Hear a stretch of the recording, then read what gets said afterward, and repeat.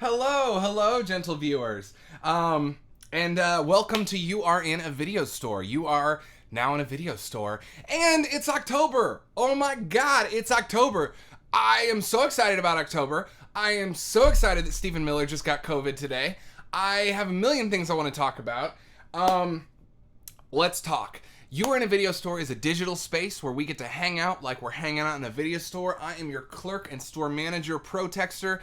You can send the show, myself, that being as an independent creator, and UltraLoop the channel, money through the Cash App. You can subscribe, follow, etc. on social media at Protextor. I do a lot of stuff. Keep up with me there. But you are tuned into UltraLoop. And UltraLoop is a project started by myself, Stephanie Thoreson, Kenna Benefield, Keelan Haynes, Alon Rachowski, and Colt Joyce to bring you variety of all types. I'm in a very repetitious mood tonight. The fact is that we got game streams, we got hangout streams, and we have this every Tuesday night. So thank you for joining us for You Are in a Video Store every Tuesday night. Now, last week it was the debate, and we wanted to Pathos 35 to enter the video store. Bling! I wish that every time we got a new viewer, well, that would get old fast, but I wish we had a little bell sound effect. I'll figure it out for next time. Last week we only went for about an hour because the debate was last week. So if you tuned into that, well, you tuned into the perfect horror movie to start October with. We watched it. I'm not really going to comment on it here because what else am I going to add? There's plenty of hot takes on the internet. That's not what this show is for. This show is so that we can hang out and talk about movies. Let me see. This week is special because it is going to be our official... first of all, we're going to go long tonight to make up for last week's short show. Second of all, it's the first show of October. So we're going to get into that a little bit later once Stephanie joins us. I'm going to start the first part of the show by myself, and Stephanie's going to join here in, 20, 30 minutes. So yeah, we'll probably go for 3 to 4 hours tonight. If you're joining us for the first time, please like and subscribe. Or you don't have to like because it's not YouTube. Please subscribe. If you're a Prime member, you get that subscription for free. Follow Protextor on socials, and here's how the show goes. We start off by just talking about, just kind of hanging up. We're setting up shop. It's just the beginning of the night. Anything goes. Then we're going to get into talking about some new arrivals. Then we're going to get into the section of the store where we talk about what we all watched this past week. So that means I want to hear from you. Stephanie wants to hear from you. What did you watch? What did you get into? And then after that, we're going to go into Movie Club, which is where we talk about what we watched together. Now, it should be noted, as always, that this is an exceptionally casual show in the sense that you should feel empowered to ask for recommendations, interrupt, propose something to talk about, ask if we've seen something, whatever, at any time. And we will do our best to keep an eye on the chat right over here. Yeah, as Pathos said, debate. You watched the yelling, the televised yelling. That's really how the show goes. Now, welcome. What did I want to talk about this week? Well, first of all, I try to do something every October where I watch a scary movie every day, and typically I can go kind of off the rails there. Ended up watching multiple scary movies a day, and I'm trying to really find the balance this year of like staying personally productive, because previous years October is just all about horror movies, and that's how I grew up. I don't know if y'all grew up watching scary movies. Oh yeah, snap a picture of your finished project, Pathos. If you grew up watching scary movies, I remember distinctly going into a Blockbuster when I was, young enough to have a babysitter. I want to say I was like 7 or 8, and I remember looking down the horror aisle and asking my babysitter, why do people like these? And she was like, I don't get it either. I don't like being scared either. She was probably like, I think 20 at the time. So anyway, we were both young. That changed for me, and I don't know why. I think it's maybe because of that conversation, because it was this whole like, I don't like being scared, but my brother, who was 15 years older than me, had like scary movie posters in his room. His Ghoulies poster made me afraid of the toilet for like a straight year when I was a really little kid, when I was like 4. And so after age 8, I started like, peeking into the horror section of the video store like it's an adult room or something, because it basically is when you're that young. You don't know the difference. And then I'd get the courage to like walk down that aisle and, start looking at the boxes, and some of them really horrified me. Some of those boxes, oh my God, it traumatized me, gave me nightmares. But then eventually you start to think, it's not real. I think my mom showed me Nightmare on Elm Street. She had seen that one. She was hip. She's a hip lady, so she watched Nightmare on Elm Street with me, showed me that, and I think from that point on I realized, this isn't as scary as I thought it would be.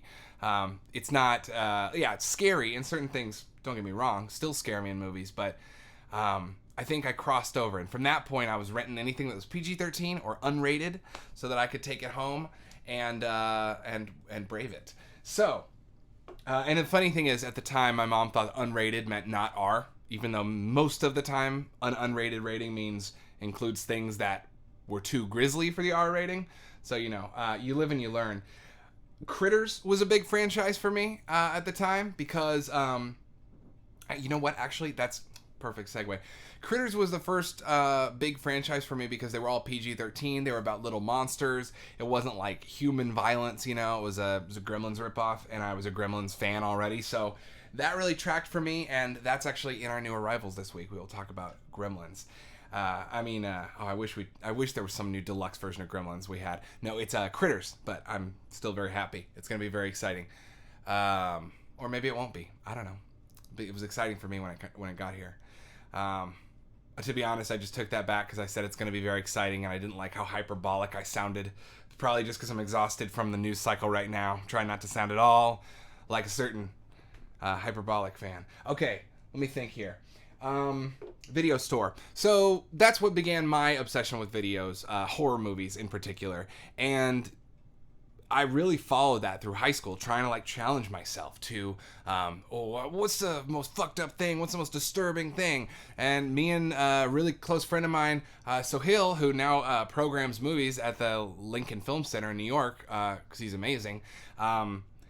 We used to rent movies that we thought were controversial. That's how I saw Irreversible. That's how I saw Blue Velvet. It was a very a teenage boy sort of, let's see how edgy we can be sort of thing, right? That's how I saw Salo. Saw a lot of stuff, and what I realized that period did for me was, honestly, you'd think it would be very desensitizing, but in a sense, it made real world violence seem more horrible to me and fictional violence seem less horrible to me, and I also saw a lot of movies that are legitimately masterpieces, even though they contain really difficult subject matter.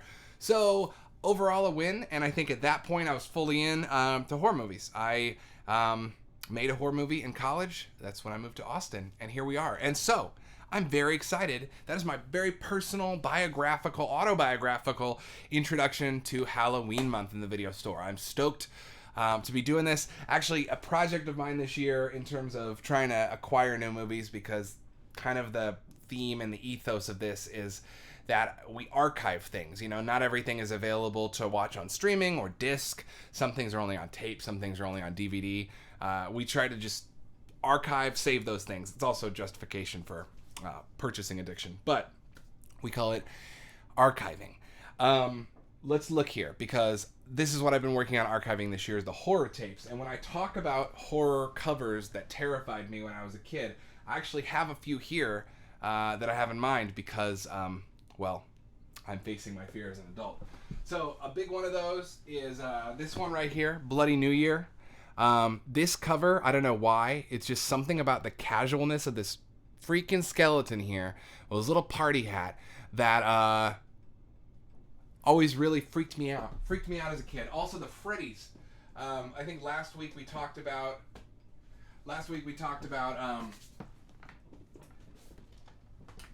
how the Nightmare series, how we just gotten the Nightmare series in on tape. Not this necessarily. This was more, this is cool. But this image on the back, not so much Freddy himself, but the fact that he's displaying all the trapped souls in his stomach. Boy, was I uncomfortable with that concept as a child. Very much anti-soul theft as a child. Mortal Kombat, your brother's soul is mine. Scared me to death. I was like, don't take my soul. Because as a kid, I read so many Goosebumps and horror stories that I was like, okay, I understand dying, but soul, that's a horse of a different color. Okay. Come on, baby. Back on the shelf. So So yeah, how are y'all doing tonight? That's my spiel about horror stuff. I'm really excited. We're gonna Stephanie and I just came into a few of these. We got really lucky and found a little overstock of some Mondo sweaters. These Freddy Mondo sweaters from 2015, I believe. They're not in stock anymore, so they're kind of a collector's item, and we're gonna be giving one or two of them away on the stream. So that's something we got going on in October. How are y'all doing? Pathos, I'll put you on the spot. Unless you're just listening and away from the computer, then whatever. But how are y'all doing tonight? We got some fun stuff tonight.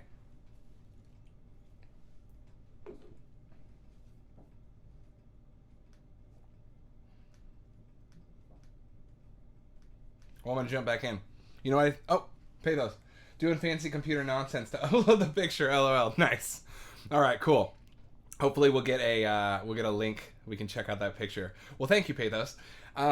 Cool. So we got that giveaway. Let's go ahead and start with new arrivals. I'm gonna jump into that. Cool. We're gonna go ahead and do some new arrivals. What happens?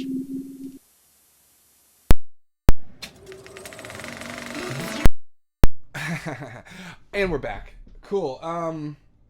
Where to start here? It was kind of a lighter week, but we got a few really cool things. So in previous weeks, we've been like last week, we're like the Gamera box set. We don't have a Gamera box set this week. You know, it can't all be Gamera box sets. But if you'll forgive me for stepping away for 1 second, I actually left one of the new arrivals in the other room, and I'm gonna go grab it. I'll be right back.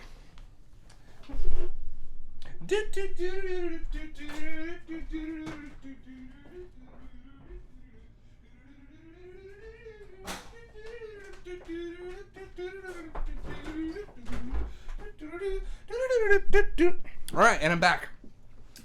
Hey, we got a extra viewer while I was gone. Maybe I should just get off camera.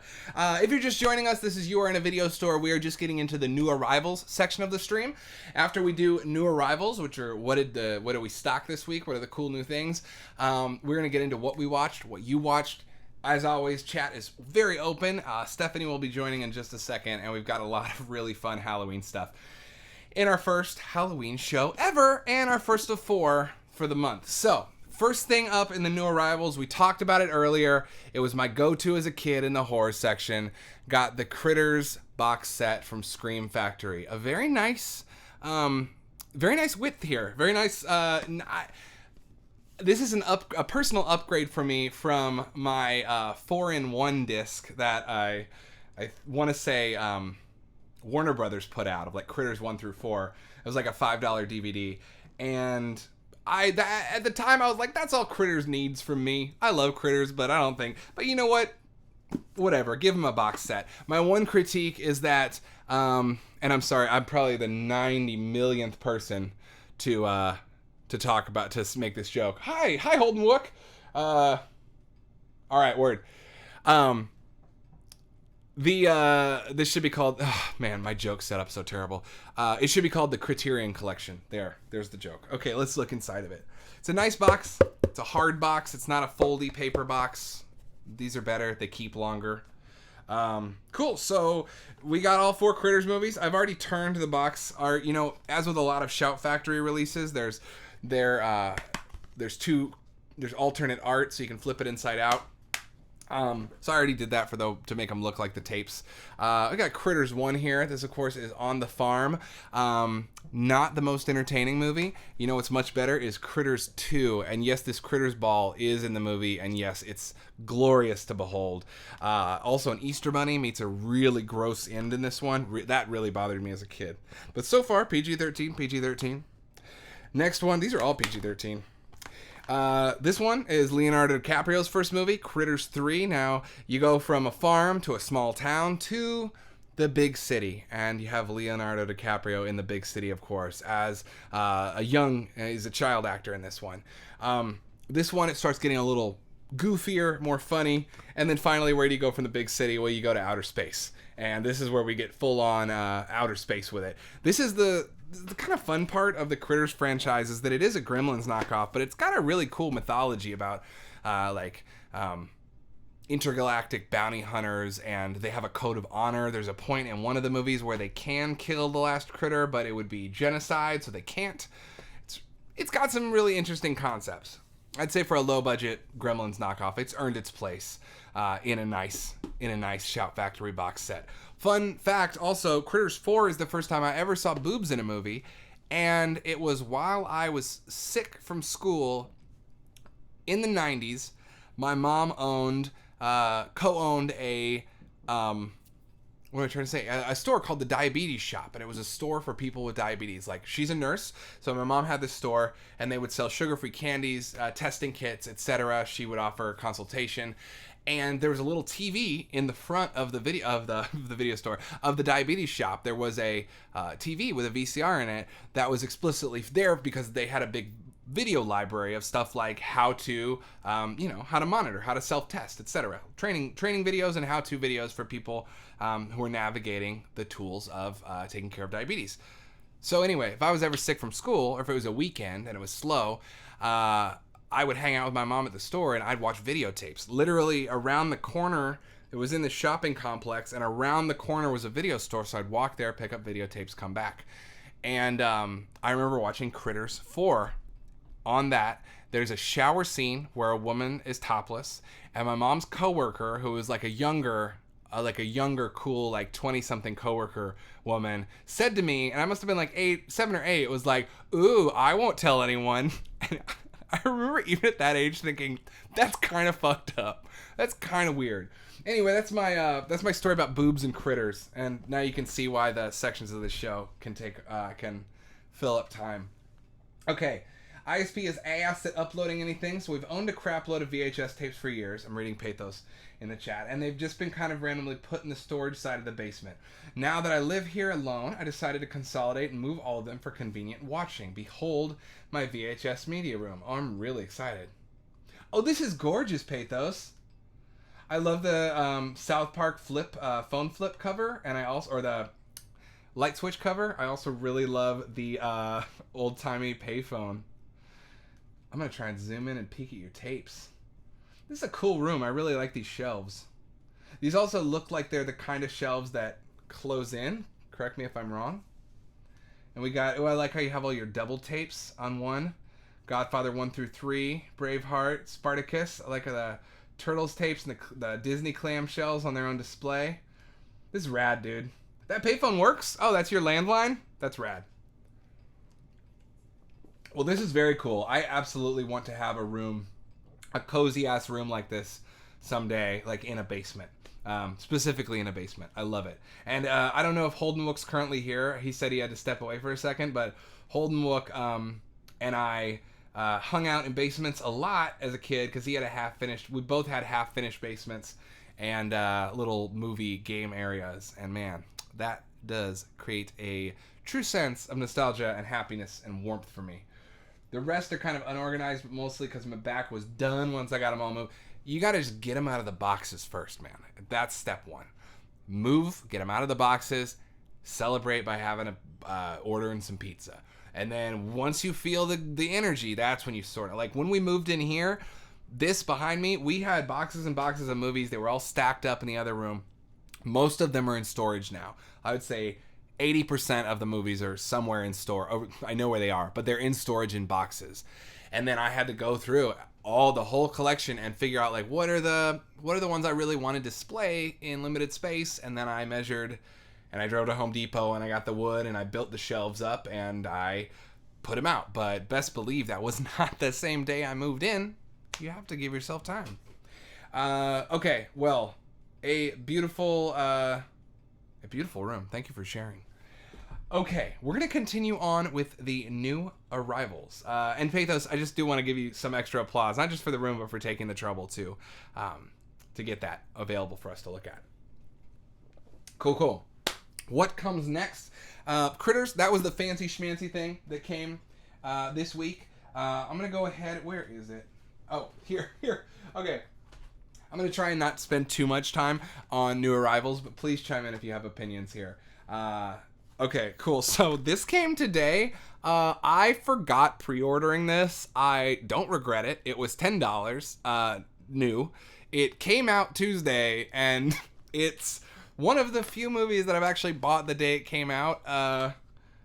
I did not intend to. I think I very impulsively, weeks ago, months ago even, saw, Battlefield Earth on Blu-ray. I'd watch that piece of shit again for $10. Order. And I forgot until it showed up on the desk on the front porch today.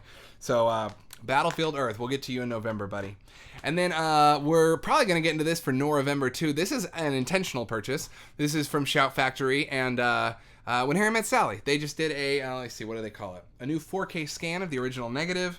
I'm really excited. This is a masterpiece. If you have watched this show before, you know that we've done a deep dive on Nora Ephron, and we're big fans of her work. That was actually Stephanie's first episode, was the Nora Ephron episode, the Nora Ephrisode, if you will. Okay, cool. Let's keep it moving. The Dutch angles. Yeah, it's true. The Dutch angles are painful as hell. Okay. Cool. Here's some other. So this was a old order. I got this person had this box of like horror VHS on eBay, and you gotta look. You gotta look and see what's in them, because sometimes you get real lucky. Because I got this whole box, but what I really got it for was Blood Beach, and Blood Beach is another. I think honestly Blood Beach might actually be a huge inspiration on me from a young age, because this image of this woman drowning in the sand I absolutely remember from perusing video store aisles, and I absolutely used my parents' camera to make a short film about a hole in my backyard eating some friends when I was like a kid. I think that Blood Beach might actually be pretty tied in. I watched half of it last night. I haven't finished it yet. Gotta say, I'm loving it. It's not I don't know what a good movie is. I like it. It's fun. Also got Day of the Dead on VHS. This is pretty common, but I'm really excited to watch it again. And then Burial Ground, which I never heard of before. Apparently, it's a movie with no plot that makes up for having no plot by being 90 minutes of zombie effects and gore. I'm fine with it. That sounds great. Cool. What else? We moving on in the new arrivals section here. Okay. I think I'm just going to do one more tape. No, well, you know what? We got this too. The Vestron Collector Series. I found this on eBay. I was really nervous it wasn't going to come with a slipcover because they all look so nice in the slipcover. Layer of the White Worm. I'm probably going to watch this tonight. I've never seen Layer of the White Worm before. I am very, very exciting. Hugh Grant is the main character. A monstrous white worm with a fondness for the taste of virgins. A hoot of a horror film, says Peter Travers, back when he was writing for People. Well, isn't that nice that he used to write for People? But the big one that I was really excited about, that I've been wanting to track down forever, and I finally found it, and it finally came, is Ken Russell's The Devils. I don't know if you've seen Ken Russell's The Devils. Sound off in the comments, in the chat. This movie is about, I'll read the back. Oliver Reed. Hell will hold no surprises for the tortured souls of the walled city of London. They've already lived on Earth among the devils. Based on the play by John Whitting and Aldous Huxley's novel The Devils of London, centers on the staggering true-life dementia of events in 1634 France. A priest who submitted to his own passions is accused of lewdness and sorcery. A sordid mass exorcism is ordered for him and for an allegedly demon-possessed comments. And it all climaxes the maddening public spectacle of, major spoiler alert, jeez, it's an amazing horror drama movie. Warner Brothers very intentionally kneecapped this movie's release because it was so controversial about the Catholic Church, because it is about a convent gone mad and possessed by devils, metaphorical or real, and sexual hysteria, and it's really out there. I think it's a total masterpiece. There's an uncut version that's like, I don't know, I'd have to Google it to be sure. About 10 minutes longer than this. This is the R-rated version that Warner Brothers put out, but the original is an X-rated version. I have only seen this film once on tape. I have a bootleg of it, but I thought that I was getting the uncut version on the bootleg, but it was just a terrible DVD transfer of the tape that looked even worse than the tape. So here we are all these years later. Shout out to I Love Video, which is where I originally rented this from in Austin, Texas some years ago.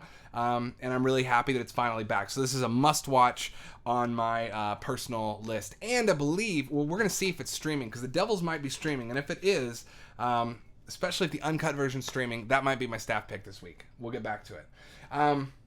Cool. Oh, what up? Great job, nerds. Were you cooking? What are you cooking? We're just doing the new arrivals section. There's one thing I wanted to show you, Vinny, and that's Blood Beach. Really excited about Blood Beach. That's the big one for me. Hey there, dudes. We're gonna talk about some movies. I need to come up with a theme song for this show. Man, Devils straight up might be my stat pick. We'll see. I'm gonna look up and see if it's streaming. Food for Alan and rice for you. Aw, great job, nerds, is cooking food for Alan, his dog. What do you cook? What do you cook for Alan? That's amazing. My dog is not. June is not so lucky. Devils movie streaming. Oh, is it on Shudder?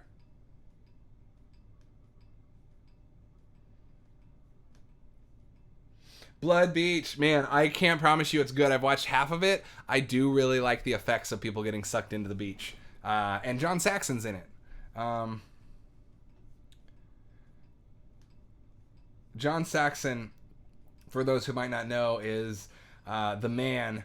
He is the dad in Nightmare on Elm Street, is probably what he's most famous for, alongside Enter the Dragon, in which he plays John Saxon. He is like the original Chuck Norris, in the sense that, or he's like maybe he's not the original Chuck Norris, maybe he's more of he's the halfway point between David Carradine and Chuck Norris. He's like tough dad type, white guy who does kung fu in the 70s, transition into movies in the 80s. Anyway, he plays a cop as he normally does in Blood Beach. But a few weeks ago, there was a challenge for this VHS Instagram game I was playing that was 6 Degrees of John Saxon. And I had a really hard time tracing together with tapes to try and get 2 John Saxons. And if only I'd had Blood Beach here, it would have been much easier, I'll tell you that. Cool. His kibbles. I made chicken pieces and peas and carrots to mush it into his food and into his kibbles. Well, I love that. I love that, Vinny. I love that for you. Man, is The Devils? Oh, okay. The Devils, ad-free and uncut on Shudder. Is it really uncut? Ooh, that looks nice. Man, I know Criterion's probably been trying to do it for years, but whoever finds this, Arrow, Criterion, whatever, whoever gets the rights to The Devils, my God, I can't wait to see it. I think Guillermo del Toro has put out a statement saying, like, publicly criticizing Warner Brothers for not making this more available. Oh, dang. Devils isn't on here anymore. Oh, no. All the comments on this Shudder page are like, lame, signed up for an account to watch this and I can't watch it. It's not on here anymore. And that was like a month ago. That sucks. Huh. That's unfortunate. We'll find a way. We'll find a way. This is what I'm talking about, though. This is why Guillermo del Toro is mad at Warner Brothers, because they never let anyone have the rights to it. Okay, can we talk about Battlefield Earth? How many people here have seen Battlefield? Well, Vineet, if you have Shudder, can you double check and see if it's playable on there? Because I just saw an external portal, so maybe I wasn't seeing the whole picture. I just saw reviews saying, it's not on here anymore. If you want to check. I want to talk about Battlefield Earth, because when it came in the mail today, I spent some time on my phone reading about it, because I was like, all I remember of Battlefield Earth is when it was about to come out in 2000, I was like prime demographic for it. I was a 14 or 15-year-old boy. And I just thought I just thought that the art looked cool. I really like the blue tone that's on the cover of it. I still do. I still like that blue, that shade of blue. And I thought that John Travolta looked cool in his makeup. And I just thought it looked fun. And I bought the book.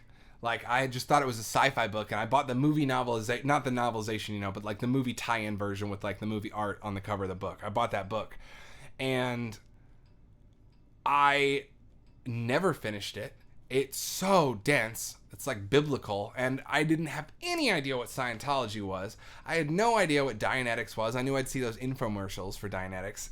I didn't know who L. Ron Hubbard was. I didn't realize there was this whole story. But apparently, what I was reading is that Travolta tried to get this movie made for decades.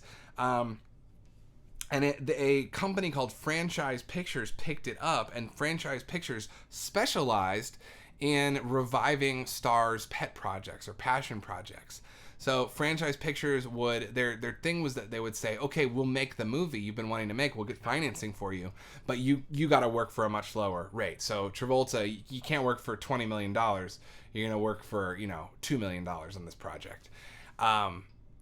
And that's how the movie got made. And apparently they, Franchise Pictures lied about the budget in order to fudge the box office return, and that caused Franchise Pictures to go bankrupt and go under. So not only was Battlefield Earth like such a terribly received movie that it completely tanked at the box office and was critically reviled, winning it the most Razzies of any movie so far, and a spot as the worst film of the decade on Into the Decade list, but it also destroyed the company that financed it. Just a toxic project all around.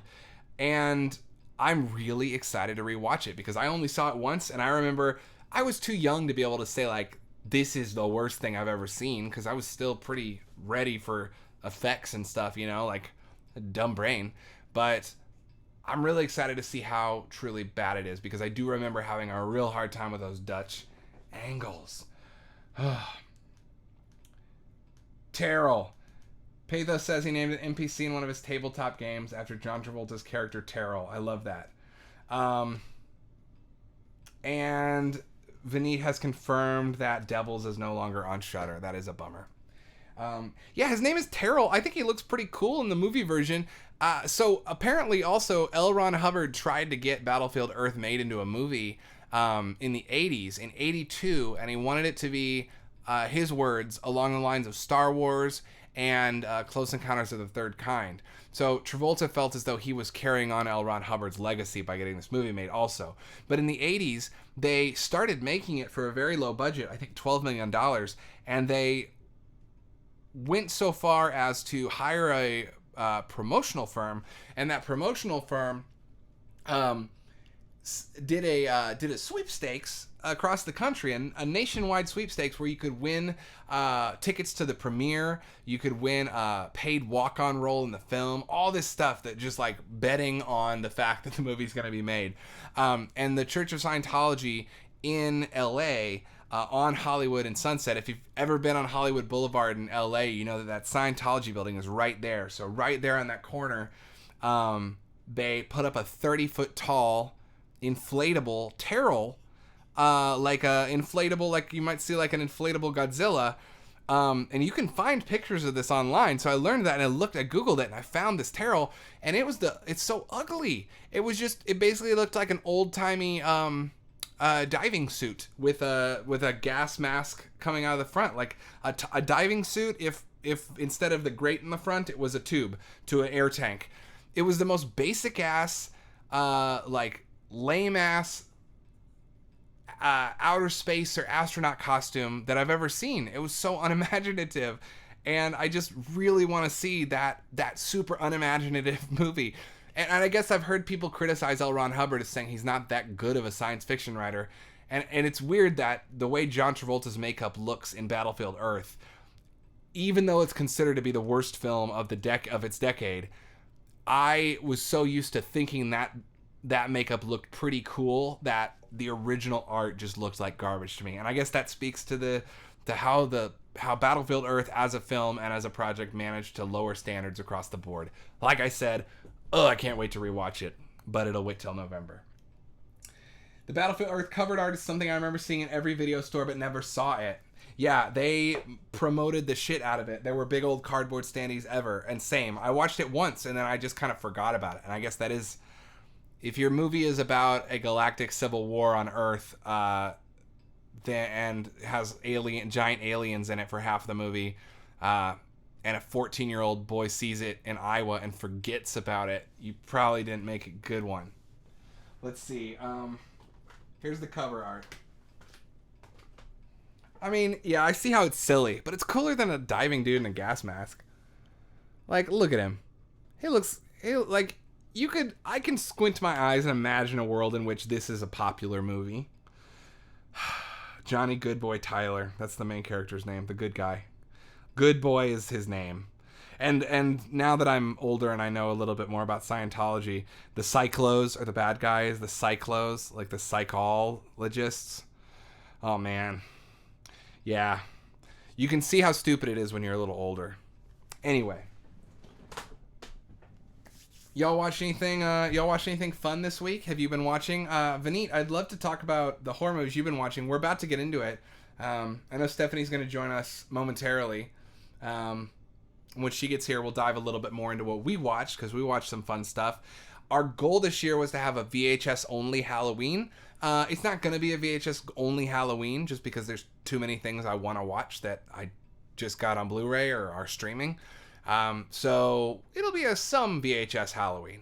But really excited to talk to y'all about spooky movies this month. And we got a special surprise coming up that I will wait for Stephanie to intro. Yeah. I have watched a new movie so much, and I have watched a new movie a few days ago. Well, what did y'all watch? And keep in mind, we're going to get into Drag Me to Hell a little bit later on tonight, but yeah, what did y'all watch? Vinny, I know your hashtag because we're sharing a hashtag for the movies we're watching during quarantine, so I can look up what you've watched. Oh, nice. You watched Wes Craven's New Nightmare the other day. Wes Craven's New Nightmare. I really need to rewatch this franchise. What did you think? How did it hold up? Because I remember, if I remember correctly, that was like one of, I think that was your favorite in the franchise. Because, okay, Holden Wilk and I grew up together watching Freddy movies a lot. So, am I right? Is New Nightmare your favorite? It's so good. It's so good. I can't wait to rewatch it. But I want to know what you think, how it held up. And Terraform Mars, Terraform Mars, the live-action movie based on the manga, anime, horror, sci-fi, and wow, it was a trip. I only know of that movie because Arrow put it out, and I've seen it while browsing Arrow movies before. I need to look into that. It's pretty good. Yeah. I mean, I think that when you watch through the Nightmare franchise for the first time, and then you watch New Nightmare, you're like, mind blown. I was. I will also say that New Nightmare... Oh, yeah, interesting. Well, they get really off the rails. Stephanie and I are currently prioritizing a few franchises to watch in October, and we'll get to that. But the Nightmare series is definitely one of them, because we left off on number 3 last year. Let me tell you that number 2 is the most queer-coded horror movie ever made. It's amazing. Number 3 is the best, I think. Super fun. Number 4 and 5 are mean-spirited, fun, full of amazing effects, but mean-spirited, weirdly. Number 6 tries to be a comedy, doesn't really succeed, and number 7's New Nightmare. It's pretty tight. I don't think New Nightmare gets enough recognition for basically being adaptation before adaptation existed. In terms of how the movie is about its own existence and the movie is aware of itself. I think it's really clever and really smart, and because it was a Freddy movie, I don't think that it got the respect it deserved. I'm honestly really curious, what year was New Nightmare? 94. And then Freddy's Dead would have been what, 91? Yeah, 91. So 3 years later. It's funny because New Nightmare feels like something that would happen like a decade later now. But we are in the age of like the 30-year sequel. New Nightmare feels so like purposefully modern. Because 94 is the year of Pulp Fiction and Lion King and Forrest Gump and things that are very story forward. So I think that it feels purposefully like it's trying to be Freddy for the 90s, way more than the others were.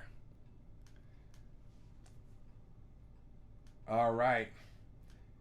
Pedro says the baddies look ridiculous, but the other effects and makeup are amazing. Story's okay. The villain is one of the most over-the-top, enjoyable characters ever seen in a movie. I need to watch Terraformers. Clearly, we need to watch Terraformers. Vineet says Opera, Black Christmas, and Basket Case. A few Fantastic Fest screenings of Queen of Black Magic and Bloodthirsty. And today, Too Many Cooks on HBO. Seen it before, but adding it to essential October viewing. I'd never thought of Too Many Cooks as a horror short until you said that. But I think that's pretty cool. I think that's pretty smart. I would agree with you, and I will watch it this month. But I need to talk to you, Vineet. I need to talk to you about Opera. Now, Black Christmas, I know Stephanie hasn't seen it. I've never seen Black Christmas. It's a huge blind spot for me. And we're going to get to that because we accidentally stumbled upon a little Christmas magic in our movies this week. And we want to talk Black Christmas. But it's going to come up later in the month, I promise. Now, I want to know what you think about that. But I need to talk to you about Opera and Basket Case. Opera is my favorite Argento movie. I love it. I love how it kind of like, Vineet, you were texting me about Opera being feminist in the sense that the main character gets to write her own past. Whereas I'd only ever really considered this idea that so in Opera, the killer puts little needles under the victim's eyes. And then he ties her up and then he like kills one of her friends and she can't blink or the needles will stab her eyelids. It's a very horrifying concept. It's portrayed on the cover of the box, but it's way over there. Anyway, that's like the shtick of Opera, but it's such a beautifully shot movie and it really is about watching and visualization. But I always thought it's kind of like the male killer is trying to make the female victim like take on the male gaze and become just as violent as he is in a way. How do they shoot those scenes, by the way? I think probably with plastic needles, maybe. Or, I've often thought about that. While it is a great concept, if you actually blinked, it wouldn't stab your eyes. But I don't know. That'd be something interesting to look up.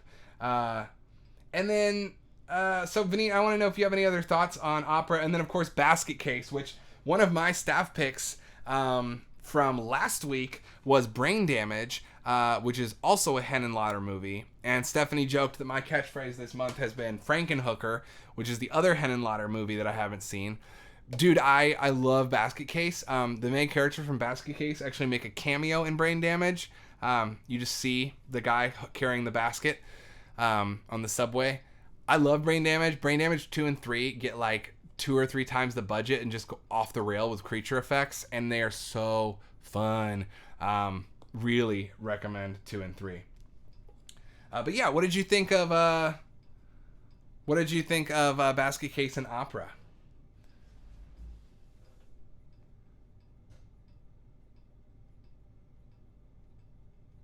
Oh, weird. Okay. Seems like there's a lot on Tubi. I might have to get on this Tubi thing. Stephanie? Oh, okay. I thought I heard you ready to come in. I was going to say, feel free to come in.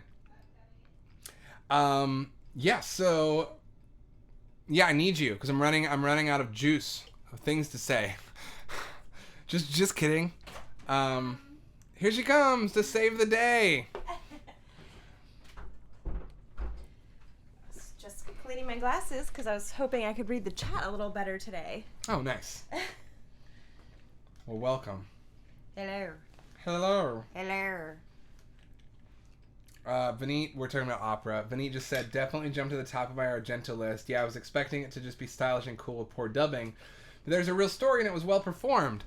Yeah, no, Opera is really good. And no spoilers on the ending, because I don't want to spoil it for you.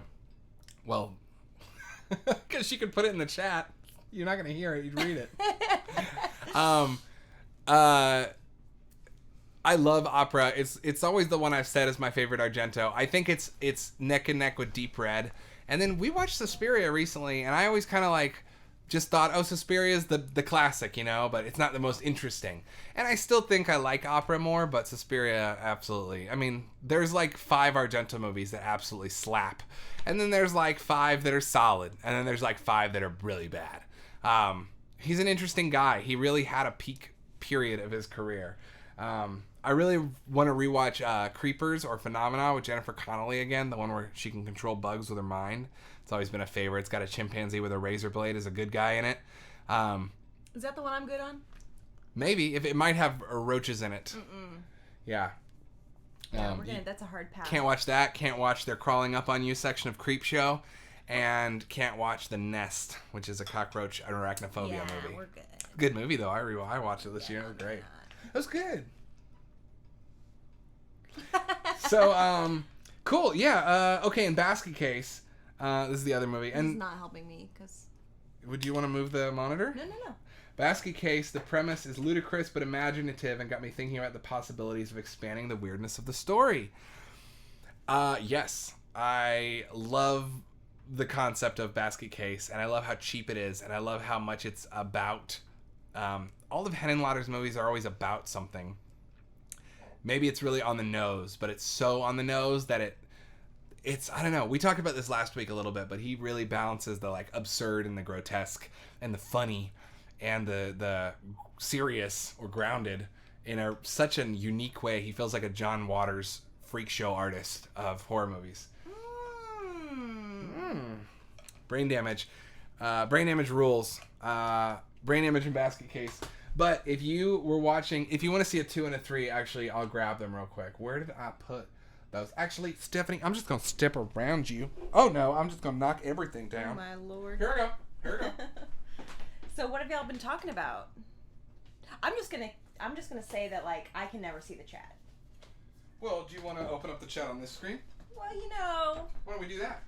You know what? Maybe we should do that. Then we each have a chat view. Oh, here I come. Back down. Back down and ho, buddy. Look out. Okay, so. Look out. Recently picked up the Arrow Video Basket Case, but here's the Something Weird DVD, the old one.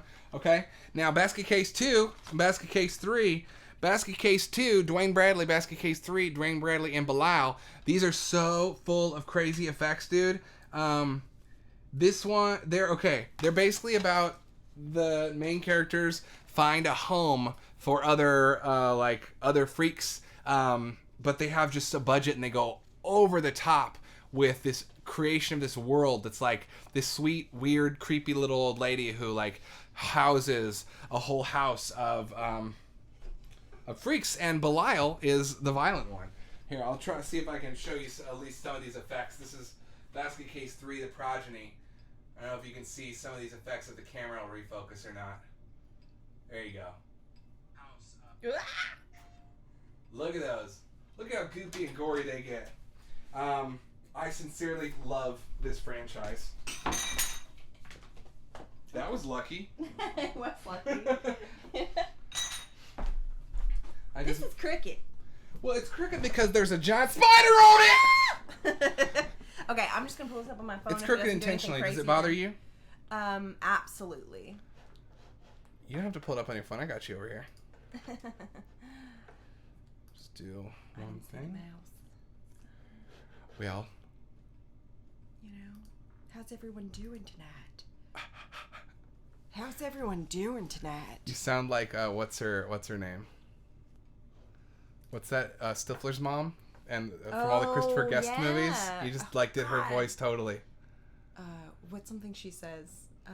What's everyone doing tonight? It's perfect. What's everyone doing tonight?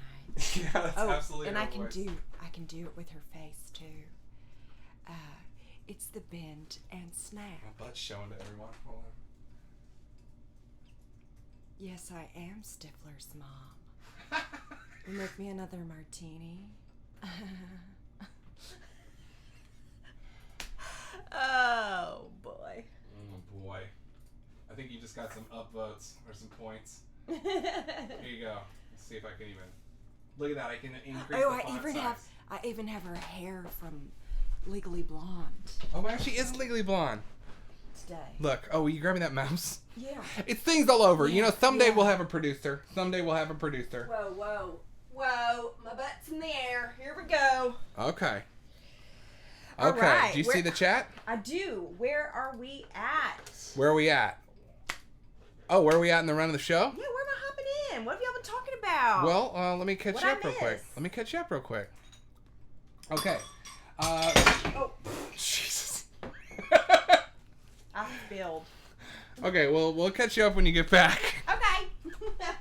The funny thing is that I very nearly kicked that drink over earlier, but my foot caught and somehow perfectly only knocked out the metal straw from the drink. So I laughed because Stephanie, who's normally not the person who's clumsy, is the one who spilled it. I'm the clumsy one. So that feels darkly good. Okay, not really. Darkly good. Okay, so Vineet says the scene where he's drinking with that woman and tells her the whole truth and is laughing is crazy, is wonderful, truly unnerving. Moment when the overacting fully worked for the scene. Belial is pretty cute. What is Belial? Isn't he the Jewish devil? Stuff be falling everywhere. Hard to move a counter of videos stacked in front of you. Yeah, I'm sorry. This is an illusion. This is part of a set. I don't know what Belial means. Let's look up what Belial means. Belial, the spirit of evil personified, the devil, Satan. Not necessarily from Judaism, though. In Milton's Paradise Lost, he is, I believe, yeah, it's from Paradise Lost, Milton. Oh, no. You're right, Belial. It has Hebrew etymology. Meant to be bele, or without, and ya'al, or to be a value, without value, lacking worth, emptiness. Well, that is cool. I'm glad we learned the etymology of that name. Very neat. Anyway, yeah, the Basket Case franchise rules. And I do love Dwayne Bradley, that overacting. Like, yes, that's another part of, like, the John Waters element of it is there's this insane overacting quality to the whole thing. We should have a whole show about overacting sometime, because now I just really want to dive into when it's appropriate and when it's not, or when it works and when it doesn't, rather. Vampire's Kiss works. Basket Case works. Interesting. We'll get into it later on. Cool. Well, we'll just keep the show going here. She's coming back. Well, you're right on time. Well, good. Showgirls, Christopher Walken. Showgirls, perfect example of when overacting is used for a purpose, as is Starship Troopers. It's right there. Christopher Walken. I feel like that's just the way he talks, and sometimes it's overacting and sometimes it's not. I don't know. What are we talking about? We were just talking about overacting for a moment, but that just really came up. What are you talking about? Stephanie, we're trying to catch you up on the show. By whatever do you mean? We need to get on to the movies we watched. Well, why, this isn't a show. This is my life. So, do you want to know where we're at? Yeah, I do. Okay, so your hair looks very nice. Thank you. I love it. Can I see you do the Stifler's mom thing? Do her face. Oh. Why, yes, I am Stifler's mom. Can you make me another martini? You gotta, like, put your lips more closer together. Yes, I am Stifler. Can you make me another martini? Oh my god. She's so great. She's so funny. My gosh. Jennifer Coolidge. Okay, well, where we were in the show is we did the new arrivals. We talked about the Critters box set. We talked about When Harry Met Sally. We talked about Battlefield Earth. We talked about Battlefield Earth for a while. We're catching up with what people watched this week, and that perfectly feeds into what about the Deer Hunter? Yeah. He's also younger. People, like, it's like Al Pacino, you know. He used to be, like, sensitive, like, I'm Al Pacino. And then, like, he hit an age, and he'd be like, I'm Al Pacino, you know? Yeah. And now he's Dunkachino.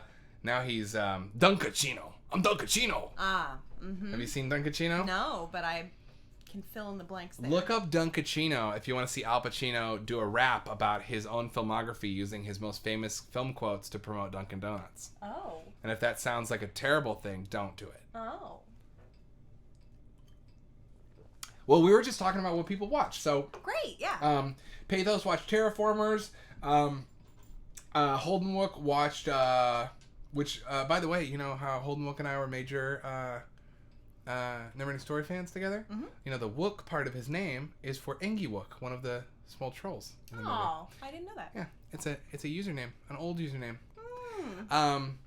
And What is your most embarrassing username from your past? mine is Jedi Wanderer 23. Ooh, I'll tell you mine because it's real bad. Mine is Jesus Freak 1987. And it was in earnest. It was in earnest, and then I saw the light, the reverse light, and I changed it to F+_click. F+click? F+_click. What does that mean? It's That's a kind of cool. Tenacious D reference. Oh. The friendship test, you failed, but you know what you got? F+click. You dork. Yeah. That's more Turns embarrassing. out, whether or not I was religious or I love not, you. I love you. I'm a huge nerd. Yeah. See, I thought you were like, it was the F+click, like CLIQUE. No. And I was like, oh, that's kind of rad, F+click. No. You're like, no, it's just the end of a Tenacious D track. Yeah. That's cute. I loved that album. I dropped the Tenacious D album in the toilet on a number 2 bathroom break in my school. Oh. What were you, like, reading the liner notes? No. I was changing the CD. So I, like... In the bathroom? Okay, just hear me out. Okay. It was News Lab. It was, like, 1 a.m. I was, like, keyed up on soda. And I was on newspapers, so, like, on Coke. No, Coca-Cola. The soda.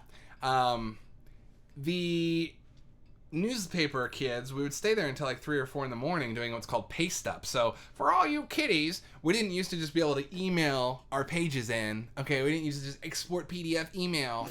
We had to print out everything and then go over to a big old board with a white light backlighting it and literally roll glue on and paste it down and then ship that to a printer. And so you had to get it out by 6 a.m. Anyway, I was keyed up on caffeine. I was needing to take a poo-poo, and I went and took one in the boys' bathroom, and I took my CD player out of my backpack to change the CD as I was sitting down, and or as I was getting up. It was worse, and the CD fell in, and boy, I cleaned that CD with a lot of soap that night. And I still own that CD. Good to know. Yeah, the humor on there's pretty dirty. Bathroom humor. Stupid. That was good. That was good. She was in earnest? Which one? I don't know. Oh, whoa. I was in Ernest Goes to Camp. Yes. And I was in earnest scared stupid. That's why I'm so dumb. Have any of you watched the Dark Crystal show? I have not. No, I haven't either. Dark Crystal scared me. Me too. To death. Speaking of scary stuff as a kid. Yeah. Excuse me. Well, we were just so Vineet watched Ernest Scared Stupid is probably one of my favorite movies, says Holden Wook. If you want to talk about shit that scared me as a kid, weirdly Freddy did not, because Freddy did after a certain point. First movie Freddy didn't. Watching anyway, it evolved. Okay, it's a lie to say Freddy didn't scare me. Will knows that he did. But it wasn't like certain things you would expect. Like Jason didn't scare me.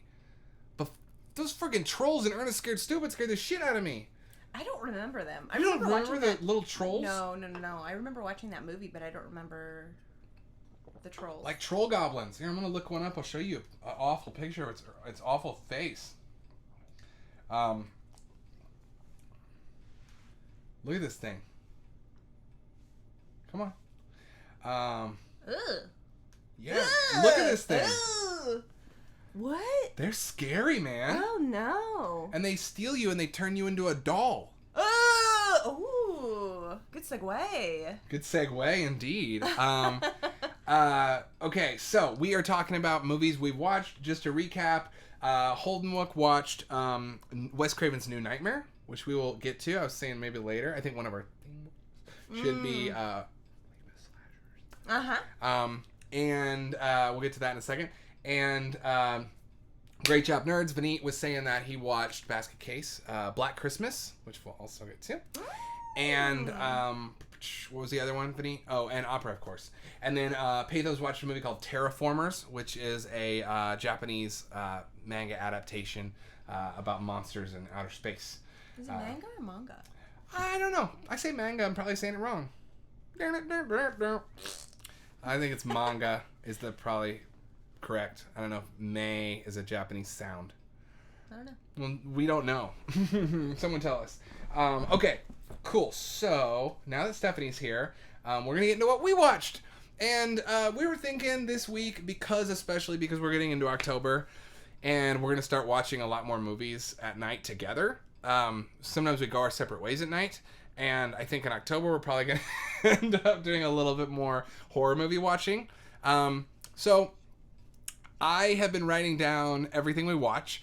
And we just kind of wanted to go back and forth and say what our opinions were on it. And then that's going to lead us into a new segment for the month that we will get to very shortly. So, yeah, do you want me to talk about so we have a little cheat sheet behind the camera here. We have 3 we watched together and 2 that I watched on my own. Did you watch any on your own that I didn't put up there? I don't think so. I don't think you watched any movies this week. No. You watched a lot of Schitt's Creek. Yeah. And we watched a lot of Jeopardy. Yeah. Yeah. And I have been rewatching episodes of Queer Eye just to feel some sense of humanity, so. Yeah. Sometimes it's not the best time for a horror movie. You know? I find we've had this talk on here before too, but what are you comforted by? I'm comforted by horror movies. I find that if I'm watching something comedic or dramatic that's a bit more in our world, that it's easier for me to start thinking of comparing myself to the characters or having anxious thoughts. But when I watch a horror movie, I'm completely like wrapped up in someone else's problem. Mm-hmm. You know, like this is your problem, dude. I'm gonna worry about you being chased by this monster instead of me being chased by depression. Okay. Yeah. Anyway, that's me. Yeah. I feel like, I just have to like strike a balance because a lot of horror movies are either like low level anxiety inducing all the way to like full on triggering. So just finding that balance of what's going to give me nightmares or what's going to like make my shit flare up. So it's just about finding balance for me. But I will say that it is weird how much even if they're really depressing or really dark, a lot of the times the reason I find documentaries and docuseries comforting is because they're just human stories. Mm-hmm. And even if they're like fucked up and dark, I don't know. Sometimes I'm like, it's the same escapism. Maybe by hearing it through another human, it allows you to explore the worst case scenario in the real world. Yeah, and we've talked about this before. And it's not like I'm a true crime nut like some people are, but I know. My therapist used to, when I would say I was worried about something, my therapist used to say, what's the worst possible thing that could happen? Mm-hmm. And then she would say that out loud, and then imagine yourself dealing with it. Are you, like, dead? Did you get through it? And I feel like maybe with true crimey stuff, like, for me, a horror movie lets me disassociate from anything real. But true crime or fucked up stories, as you say, like, that at least allows you to say, here's the worst case scenario, but look, this person survived. Or I can think about how I deal with it. Maybe it's a good exercise for you. Well, I think, there are 2 sides of this, because one is I really love watching documentaries that are about people that aren't fucked up and aren't dark, that are just like, informative or inspiring or educational, whatever the case may be. But you made this case before to me of I like to watch scary true crime stuff where the person gets caught. Mm-hmm. So it's like, there's some kind of closure. Yeah. So it's weird. Those kinds of stories where there's closure, there's resolution. You get to explore the thing that scares you, but then be reassured that it ended like well for someone else, ended poorly for the bad person. Yeah, which is not like something that I like seek out often or that I'm like proud of. I started this stream tonight by saying I'm so excited it's October and I'm so excited Stephen Miller has COVID. Let's go. Oh, okay, well. So you're in a safe space. I will say the only movie, since we're talking about this, not to derail us too much, but the only movie I watched this week away from you was, I have to admit, I watched that new documentary that just came out, The Murder Next Door. You watched that? I did. Oh, wow. That was win. And by the way, speaking of documentaries, I'm going to toss to the chat real quick from Vineet, and then I want to hear about Murder Next Door. So Vineet's been watching Fantastic Fest movies from Alamo On Demand, which is awesome. And Vineet, let us know what you thought of the two you watched. We kind of jumped over that earlier. Thinking about watching Feels Good Man, which is about Pepe the Frog and Matt Fury. And what he means by who did your album art, the last album I put out a few years ago, you might know Pepe the Frog. He turned into a racist hate symbol. The Anti-Defamation League listed him as a hate symbol. But he didn't start that way. He started as a fun little comic guy by a guy named Matt Fury. And Matt Fury aggressively went after all these alt-right blogs like Drudge Report, Breitbart, etc. for using and co-opting this cartoon because Pepe's like a good, chill stoner dude, man. And he like totally got co-opted and turned into a hate symbol. So when I put out this Protest album with my friend Matt Puckett, which we put out a few years ago, love you, Matt, we thought, why don't we ask Matt Fury to make us album art, because his story is kind of about trying to reclaim myths from the right as well, and our music is about trying to reclaim certain sensibilities of like love and patriotism and masculinity from the alt-right and take those back. So anyway, he did the album art, and I'm really excited about watching that documentary as well. Him too. But that is the connection there, and I got to wax philosophical about an album. Yeah. There you go. By the way, I never self-plug my music on here, but you can follow down here at Protextor. There is new music coming out. I think you'll like it because I like it and we like each other. And if you go and she likes it. And if you go to protextor.bandcamp.com, you can find my music, and I'm going to be donating 100% of the money that I make through Bandcamp this year to some organizations, Black Lives Matter organizations that you can see listed on Bandcamp. So that's my little self-plug, because I always forget to do that on this show. Wax on, wax off. I like me. I should practice saying I like me more. We all should. We all should. Okay, so you watched The Murder Show. I did. Is it a documentary? It's like a 90-minute documentary. I did watch it. It's difficult to watch. It's not easy to watch. It's definitely an interesting evolution of documentary filmmaking, because it's sort of like a really dark episode of Catfish without hosts. So they don't ever have any talking head stuff or anything like that. The entire documentary is comprised of body cam footage, courtroom footage, actual text message exchanges. It's like... That sounds fascinating. It's really interesting. I don't know if I've ever seen a documentary that didn't kind of handhold. Yeah, that's why people are really talking about it, because of the innovative way that they're telling the story through real footage and real footage only and real information only. And I think that's why it's so dark. Because it's just, you're just watching this thing unfold. The only thing that's not like actual footage is whenever they do like text message exchanges. That's why I say it's kind of like a really dark Catfish. They do the little bubble where you see the person who is sending the text, you see the actual text, and then the response, so on and so forth, animated. And then they do title cards that are just black title cards with white lettering over it that are basically just giving you a sense of timeline. But everything else is like body cam footage and what's it about? So it is about, probably no spoilers here, it is about a man who, this is really dark. It's about a man who murdered his 2 kids and his pregnant wife. And it's just about that story unfolding really rapidly. And, I guess over the course of like 3 months it unfolded, and he ended up confessing to everything. But it's just really the lead up to that happening and the aftermath of it happening and how that led to his confession. And it's, if you're not in a good space, I maybe wouldn't watch it. Didn't you just say that you watched it in a bad space? I watched it today. Oh, you watched it today. Okay. I watched it today when I was enveloped in heating pads, on my period, hormones raging, I was like, this is a good idea. Mm-hmm. Well, I'm glad you had a movie that you watched by yourself to talk about.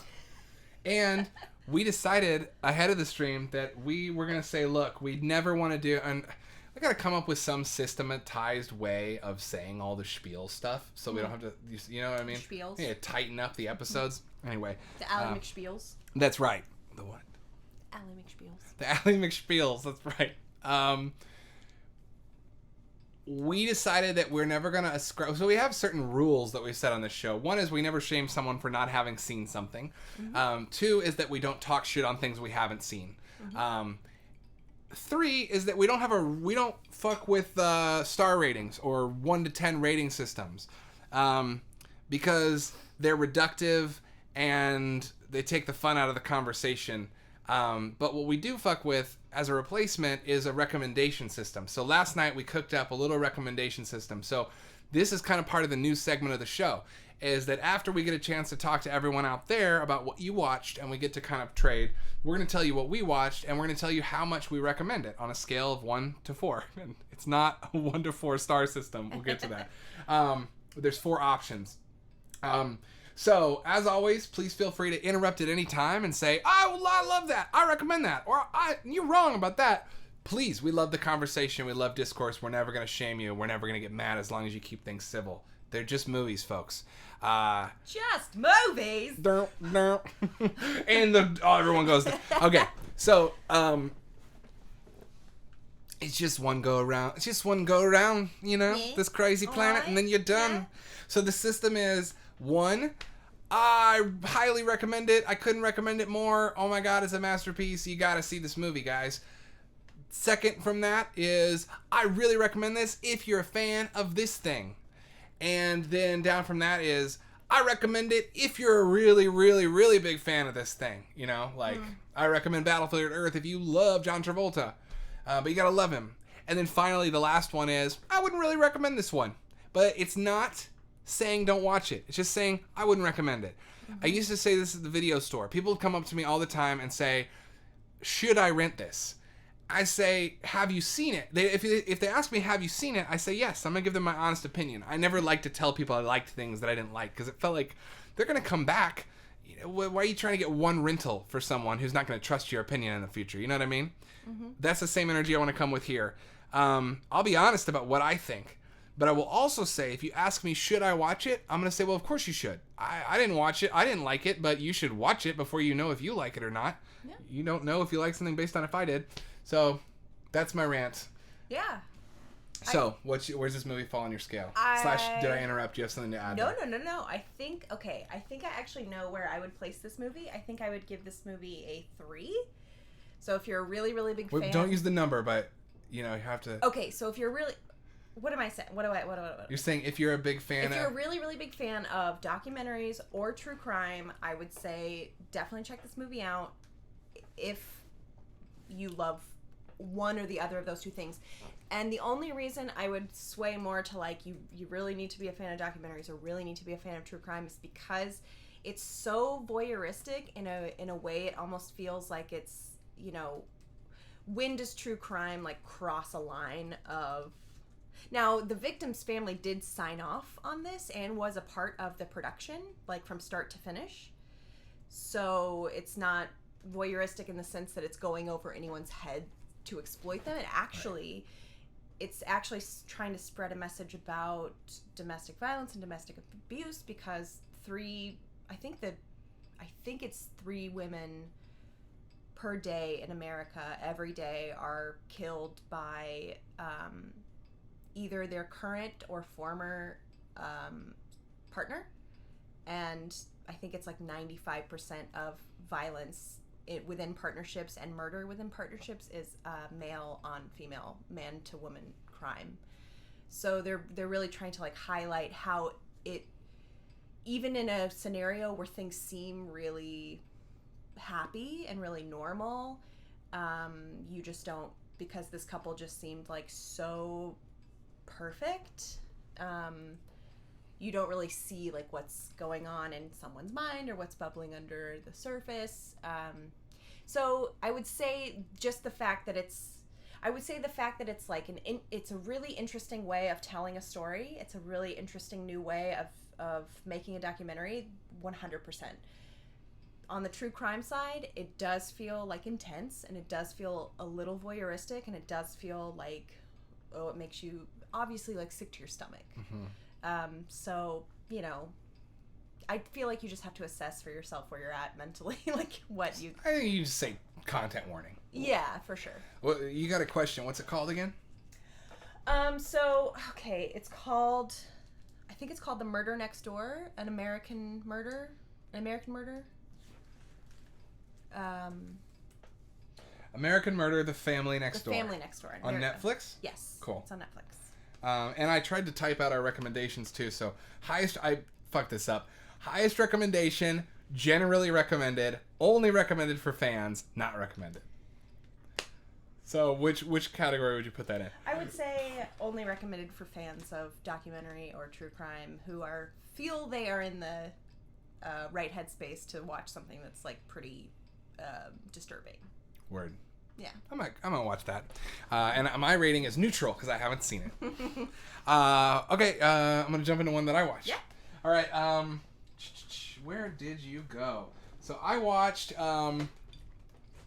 a few horror movies on my own, a few tapes. Okay, so I'll go over these pretty quickly.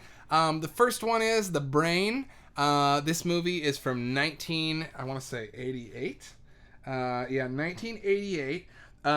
This movie is it was very confusing, but there's one giant brain effect. The back of the box is a little fucked up, but you can kind of see it. There's one giant brain effect, and it's an effect of this big old brain about the size of a garage door, and it grows throughout the movie. So it starts about this big, and it gets that big. They milk that effect to death. Like, basically the plot of the movie is essentially there is a evil scientist and his henchman. The evil scientist is actually the same evil scientist as in Reanimator, same actor. And he runs a TV show, a very poorly produced TV show called Independent Thinking. And it's got a very on-the-nose cultural message about thinking for yourself and how you're not, it's like, it's very... Exactly. It's about, TV and propaganda and mass mind control, etc. It's that sort of like Reagan era, early television panic. Kind of relates to broadcast news, which we might get into a little bit later. And network, which was my staff pick last week. There you go. And in it, like, basically this teenage kid, his family gets taken over. He gets framed for murders, but really the murders are being committed by people who are brainwashed by the show, yada yada yada. There's a showdown. There's like 3 sets. There's like a house, a warehouse, and a lab. There's one effect in the brain. They cut back to the brain constantly because they don't have the budget for anything else. So if someone's about to get slashed, they're just going to cut back to the same shot of the brain. They cut back to the same shot dozens of times. And I'll say, it's a great effect. At the end of the movie, they have a destructive effect with the brain that was clear they only had the money to do once, and I kind of felt bad for them because their explosion didn't look too good. And I could definitely see myself making that and being like, fuck, it's all we can use. Anyway, The Brain, I'm going to be honest, y'all. I love the box art. I loved the effect. I watched this movie over the course of several nights, falling asleep a lot. But I did finish it. It's going to go into the only recommended for super fans category for me. So if you are a fan of cheesy 80s horror movies, if you don't get bored easily by your corny low-budget stuff, you probably get a real kick out of The Brain. If you are looking for something that's more thrilling, I think you can steer clear of this one. The other one I watched, and this is going to be a highest possible recommendation for me, top of the tops, is Killer Clowns from Outer Space. Killer what? Killer Clowns from Outer Space. Killer Cows from Outer Place. Killer Clowns from Outer Space, baby. Killer Clowns from Outer Place. Don't make fun of my speech impediment. Okay. She told me I had a speech impediment, so now I think I do. No, I lisp a little bit. Okay, so Killer Clowns from Outer Space. Okay, so this is a tape that I won. You want to hold it? It's pretty magical. I won this tape in a raffle, and huge shout outs to a dude, homie named Derek Stewart on Facebook, who is in a VHS group I'm in. Derek was auctioning this off. It was $10 a ticket. I won it. It's super rare. This tape is super rare. There is an MGM tape from their Midnight Movies line, but this is the original release. And man, it's in perfect condition. I watched the movie. I love this movie. I've seen it millions of times. This was a huge movie for me and my friends in high school. We quote this shit to each other all the time. And the fun thing about this tape is it has a music video for the title song at the end of the credits. And apparently that music video was not included on any subsequent home media release of the movie. You can, however, look it up on YouTube if you want to watch a Killer Clowns music video, because it is fantastic and has some unused footage from the movie. But I mean, what can be said? If you haven't seen Killer Clowns, go watch it. This movie is a spoof of the atomic age 1950s kids see a meteor, alien invasion, Cold War alien movie, done with clowns instead. They use their entire marketing budget to make the clown effects. It is nothing but a series of bits framed by the corniest teenagers solve a mystery case since Scooby-Doo. Mm-hmm. It's got the cop who's an asshole who doesn't believe anything that's going on. It's got shadow puppets eating people. So good. It's so good. So good. We watched this for the first time. It was your first time last year, huh? Yeah. Horrific Harlequins with an appetite for close encounters. It's on the front. You know what the other tagline for this was? It's on the poster that I have, if you remember. Oh. I remember that poster. What was it? It's in space, no one can eat ice cream. Oh, right. Yes. Yeah, I saw this for the first time last year, and it's great. It's so great. And did you cry? I cried. Stephanie cried at the same point, and then I put it on the other night when I watched it, and you went to bed early, but I had to fast forward through the part because you started to get emotional again. Well, look, here's the thing. You know, tell the people what part of the movie makes you cry every time? Well, maybe the chat can guess what part of the movie makes me cry every time. It's too embarrassing. It's the old man losing his dog at the beginning of the movie. Oh, come on! Because he just wanted to go to the circus and he loses his Pooh Bear. It's okay. You're a good heart. You're a good person. I get so sad because he's like this, dim-witted, poor guy, like living out in the woods with his dog who's like his best friend, and he's so like childlike wonder, so excited to go to the circus. I can't talk about it. It's too embarrassing. I'll tear this thing apart with my bare hands. I'm just trying to get his dog. This thing's electrified. That guy. I know it's silly and absurd, but it genuinely. You got a big awe from Vinny. It genuinely makes me so. Your softness is appreciated. I'm just a big baby. I am a big, big baby. You are a big baby too. And then when we watched this last year, I was, for whatever reason, it like touched my heart so deeply.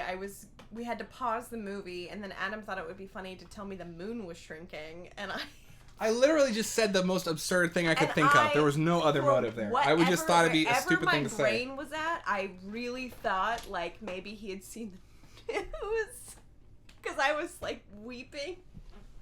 I thought maybe he had seen the news and my brain wasn't working.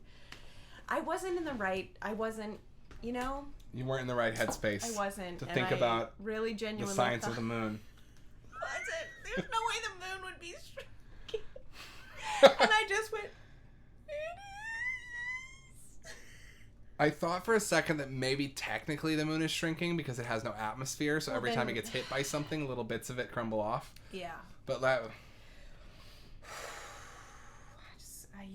Highest recommendation for the moving story of a man and his dog encountering horrific harlequins with an appetite for close encounters of the circus kind. A true drama. I'm going to use this time to take a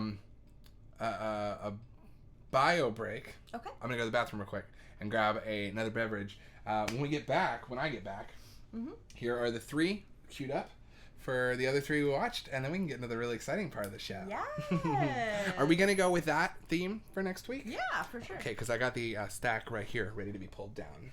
Wow, spoilies. It's not, Spoiler it's alert. not, this is as much of a spoiler as remember when the Russo brothers released that set photo from Avengers Infinity War 2? And they were like, do you remember that? The Endgame thing? No. Okay, well, there is the Russo brothers, to tease Endgame, released a set photo, and they were like, the title of the movie is in this photo. But it was just like ladders and someone sitting around and shadows. But if you drew into it just the right way, you could spell out Endgame with the angles. And someone found it. That's amazing. Yeah, it was fun. It was fun being a Marvel fan 2 years ago. Yeah. I'm out of beverage and it makes me the sad. Yes. I spilled my beverage. It made me the sad. What was I going to say? Oh, so what is the weirdest thing in a movie that has made you cry? Because I feel like Killer Clowns making me cry. There is just something about, I don't know what it was. It just hurt. It like hurt my heart. Okay. It hurt my heart. It like reminded me of like my upbringing, my mama, like just being poor or whatever. It hurt my heart. And, you know, you have one thing in the world that you love and that brings you joy and it's taken away from you.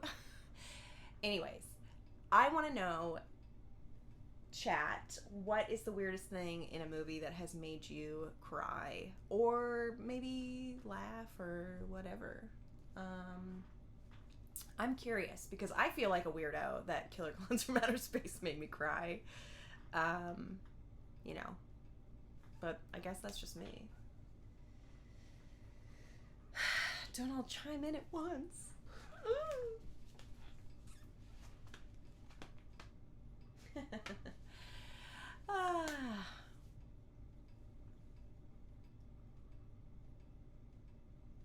Ooh, great job, nerds. Queen of Black Magic was an Indonesian horror, really unnerving visuals and pretty scary. That sounds cool.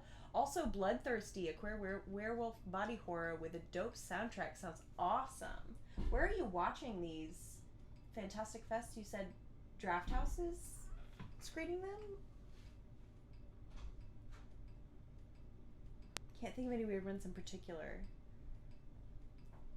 Yeah, I think that's definitely like the most unexpected one. Oh, I know another one that was like completely out of, oh man, I'm losing it.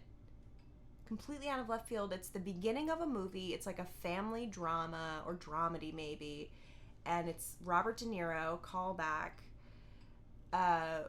buying steak and wine at a little grocery store. And he's like a dad whose kids all cancel on him when he buys all this nice stuff for them to come over. And it's just the opening sequence of the film, and it just ends with him standing over the grill cooking the steak that he was supposed to cook for his kids and his grandkids. And for whatever reason, like, it's the first, like, I don't know, 5, maybe 10 minutes of this movie that I'm blanking on what it is. But I bawled and bawled and bawled. I cried. Just those weird little things that just hit you. Gran Torino. Oh, yeah. Oh my god, I haven't thought about the end of Gladiator in so long. Yeah. Isn't it weird how unexpectedly movies will, like, pull at your heartstrings when you're not prepared? It's just Mystery Science Theater.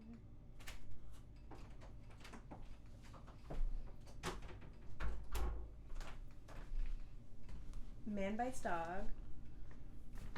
I asked the chat what was the weirdest thing in a movie that ever made you cry.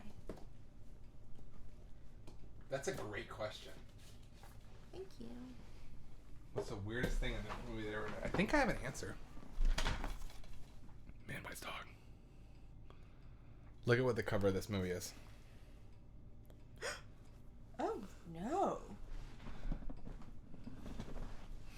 To be honest, Brad, it's been a long time since I've watched Man Bites Dog. It was one of my favorite movies in high school. Actually, at the top of tonight's stream, I don't think you were here yet, Vinny, but I talked about how me and my friend Sohail in high school kind of went through a phase. I was talking about my personal relationship with horror and how I went through a phase of trying to find the most fucked up things and how it actually just resulted in me watching a lot of great foreign films. Here, neat. Why don't you spoil it while I... Do you want to watch Man Bites Dog?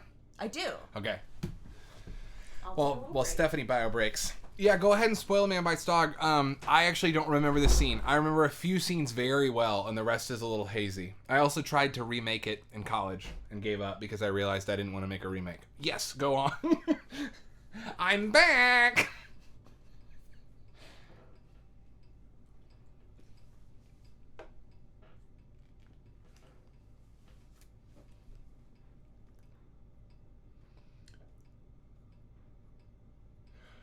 Oh. That's interesting, Vineet. Did it make you cry for her? That is a tough scene. That's a rough one. I do remember that. Yeah, it's awful. Oh, that's a rough movie. You want to talk about like explorations of human evil? That is a rough movie. Have you seen Henry, Portrait of a Serial Killer? Henry, Portrait of a Serial Killer, starring Michael Rooker, as a young Michael Rooker, is a horrifying movie because it also kind of has a pseudo... It's not a mockumentary straight up like Man Bites Dog is, but it has a pseudo docu style to it. Yeah. It'll fuck you up. I remember being a kid when I was starting to get into horror movies, like being 15 or 16 or whatever, and watching Silence of the Lamb and Seven and stuff, and starting to watch the Freddy movies. Talking to my brother who's 15 years older, and he was like, "You ever see Henry?" And I was like, "No." And he's like, "Good, don't watch it." He said, "I watched it when I was 20 and it terrified me." And you hear that when you're 14, and you're like, "I'll never be ready for that." And I'll never be ready for that. I don't know what we're talking about. The movie Henry, Portrait of a Serial Killer. Oh, Michael Rooker. It's like, it's meant to be like a very low budget, like docu style of this guy who's a serial killer. Michael Rooker, who's Yondu in the Guardians movies, he just does this incredibly terrifying performance, and the whole movie is shot like a documentary. And anyway, Man Bites Dog is a mockumentary straight up. So but Vineet shared the moment. That is really awful. I will tell you I'm gonna avoid the chat for a minute. I want to say one thing, that I used to cry at movies all the time. In fact, when I was in junior high and learning to process my very emotional brain, I used to put on movies that I knew would make me cry just to have a good cry. Yeah. And those, corny stuff like Phenomenon with John Travolta with the "If I could change the world," and I was like, "He changed the world." And et cetera, et cetera. But one of them, one night, I watched it when I was 13, and I bawled my freaking eyes out to Return of the Jedi. And I don't know what hit me, but at the very end, when he forgave Darth Vader, and Darth Vader and him interacted as father and son, I finally I think it was the first moment that I saw that scene as an adult, because I grew up taking it for granted as a kid.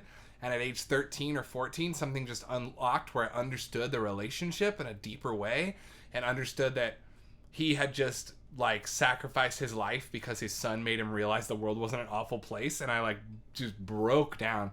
That's probably the weirdest cry I've ever had with a movie. Yeah. Because I don't think many 14-year-old boys are crying at Return of the Jedi. Yeah. It was a singular experience for me, and I never cried at it again.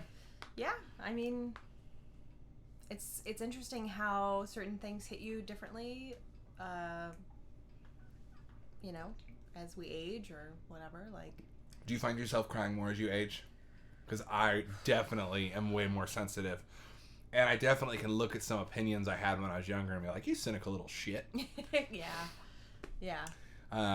The things you think are edgy are in fact just you not being very humane. For sure. I used to pride myself in being very tough and not... I feel like out of necessity I had to you didn't really know me when I was like this, but I used to be much more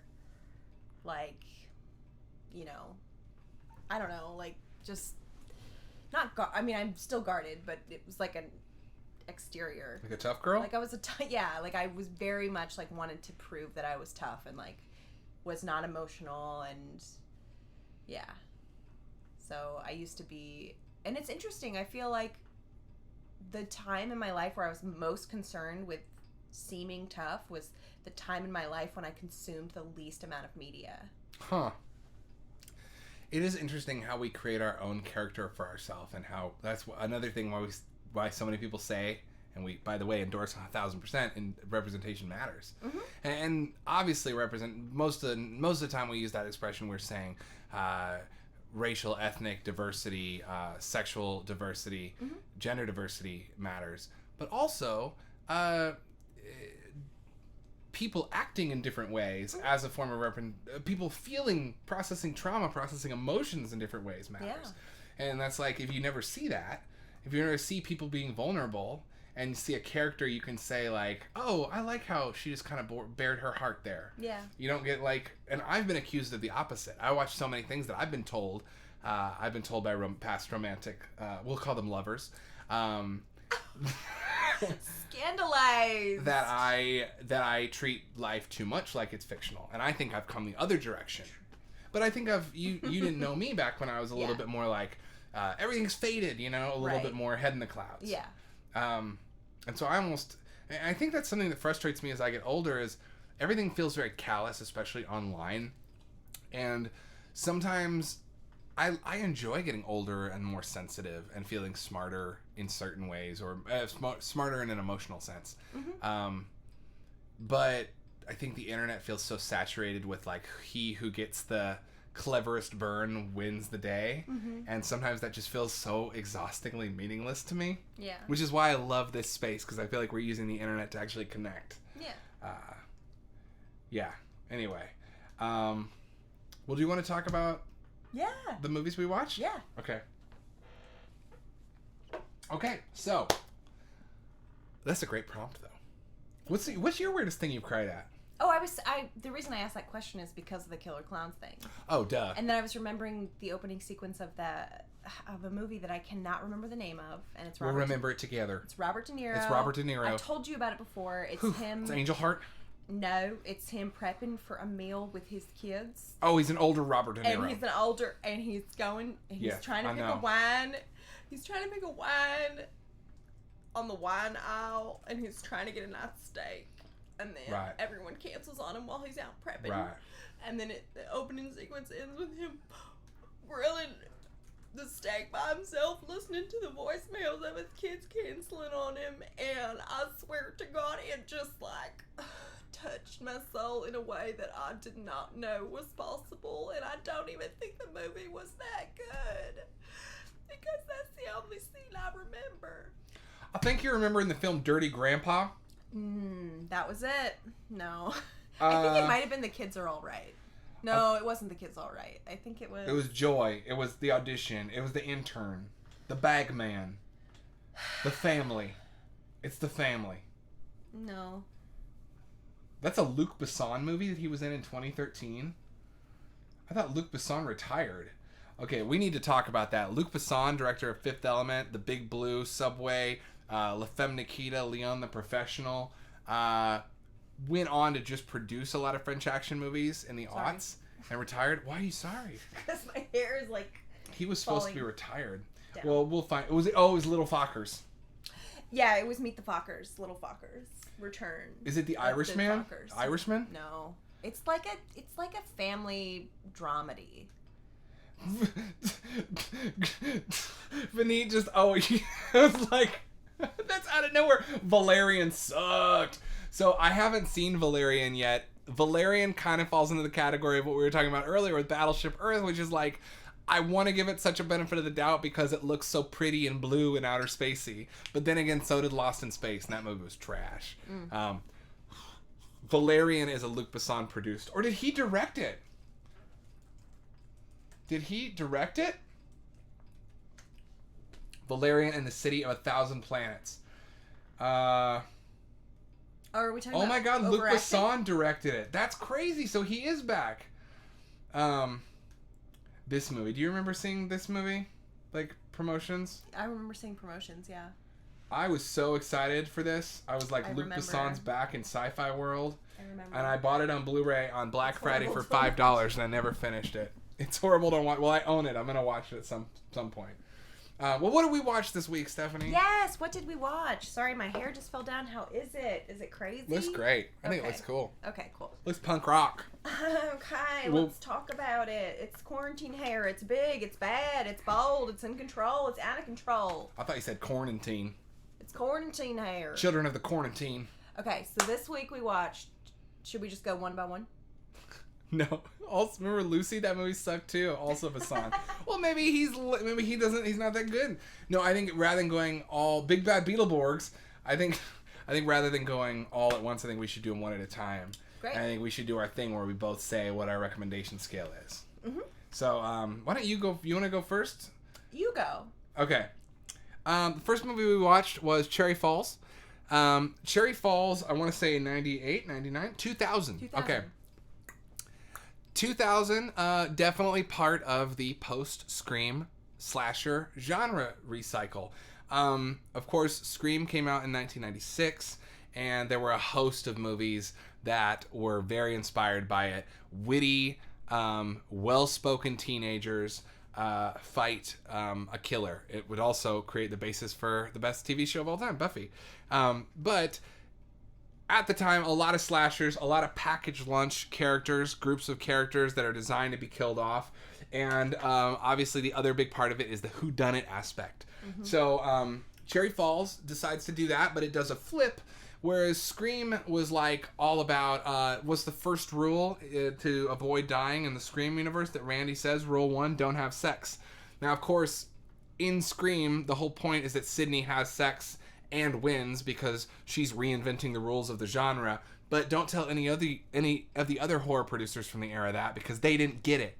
So instead, they say, let's flip it. This will be cool. And if you're a virgin, you die. So in Cherry Falls, wonderful title for a movie with this plot, the virgins die. And who's killing the virgins? We don't know, but it could be anyone. Brittany Murphy is in it. I love Brittany Murphy in this movie. She's so good in this movie. She's wonderful. Michael Biehn plays her dad. Michael Biehn, of course, Kyle Reese from the Terminator films. Gabriel Mann. Okay, I'm not. And then Jay Moore. Jay Moore is in this movie as a teacher.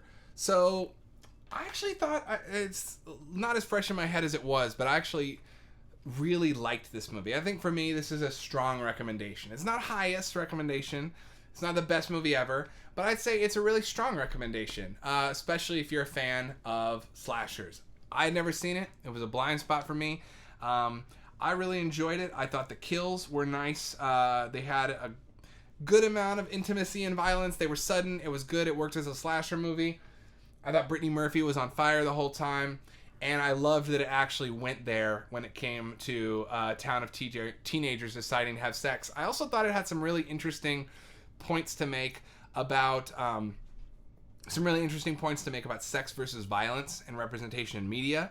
Mm-hmm. The woker or more responsible characters in the movie tend to endorse the sex because it's a solution to the violence, whereas the more reductive characters tend to be willing to sacrifice a few teens for the sake of moral purity. Mm-hmm. And that was an interesting interplay. I also think, I know you're going to push back on this a little bit, and I can't wait, that it had a feminist vibe. And I will say, I don't think feminist in the sense that Scream is. I think it's a little bit more reductive than that, and I want to get into that conversation. But I did feel that the main character and Brittany Murphy really like navigated her space as like a coming of age story in and of itself. That kind of struck back against the typical fear of penetration that is the hallmark of a slasher movie. So that's mine. I'm going to give it a very recommended, super recommended for fans of 90s slasher revival flicks. And Stephanie, you can take the talking disc now. Sure. So as far as like sex, the interplay of sex and violence, I would agree with that. As well as your recommendation. I feel totally I agree with you on most points. The only point that I will kind of push back on is that I think that a lot of times people try to ascribe like feminist narratives to films that aren't really feminist narratives. I think accidentally sometimes specifically male filmmakers will create something that can be seen through a feminist lens, but it's made through the male gaze, and so for me it doesn't fully get there, because for me a lot of it's actually an interesting question, because the way you interpret a film, there's so many questions about like what was the intention versus the interpretation. Mm-hmm. And for me, the interpretation might be feminist, but I don't think the intention was feminist. I would push back and say, whose intention? Because certainly a film is owned by its writer and director, as producers to a certain extent, but what we watched a little bit of behind-the-scenes footage, mm-hmm. and it did not sound like the guy who wrote this movie wanted set out to make a feminist horror movie. Mm-hmm. It sounded very much like, a cheap genre grab. Mm-hmm. Oh, here's this movie, Scream, just said that everyone who has sex dies, so in my movie it's the flip. Right, but again, interesting intention, interpretation. But through the acting, exactly. That's intent. Exactly. So intention, interpretation. Right. Those two things. I think Brittany Murphy, the way that she interpreted the material, felt very feminist and very empowered, because her performance is fantastic and she's so engaging and just great. But I think that her interpretation. It's funny, when you said interpretation originally, I thought you meant audience-wise, but it's actually happening at two levels. I mean, it's happening among the collaborative people making it, and when it's released. Yeah. So that's interesting. So obviously certain players in this are putting that intention. I thought Michael Biehn in particular was a pretty woke dad. Yeah. I mean, look, I think. So this movie also wasn't included in Disclosure, correct? It was not. I think I have a reason why. Yeah, I'm curious. Well, because this movie doesn't actively traffic in transgender psychology as being a hallmark of psychosis, as many of the movies. We should contextualize. Disclosure is a documentary on Netflix. It's really worth watching. It is a history of trans representation in Hollywood and independent films, especially in American films. And it does a great deal in breaking down some of harmful stereotypes, such as the relationship between anything transgender or cross-dressing. I don't know, is cross-dressing an okay thing? I don't know if there's a better term to say. Anyway, it basically gender play as a hallmark of psychosis. So the most obvious example being Psycho. It did feel very, very much like it was harkening back to Psycho, like an old school idea of men dressing up as women who are psychotic and taking out, But I didn't feel that the thing is, the other example they used was a Brian De Palma movie, which I won't spoil for you because it spoiled it for me. Mm-hmm. But even in that, the main character, or A Silence of the Lambs with Buffalo Bill, the character's psychosis is directly related to their gender expression. Whereas in this, I don't think it is. In this, I think it's straight up a disguise. Yeah, and I think this is just like, I put on a wig so that people think I was a female killer. Right. But the killer, the bad guy gets a closing monologue. Yeah. And never once does he say he identifies as a cis man straight up the whole way through. Yeah. He only puts on a wig so that people think it's someone else. Yeah.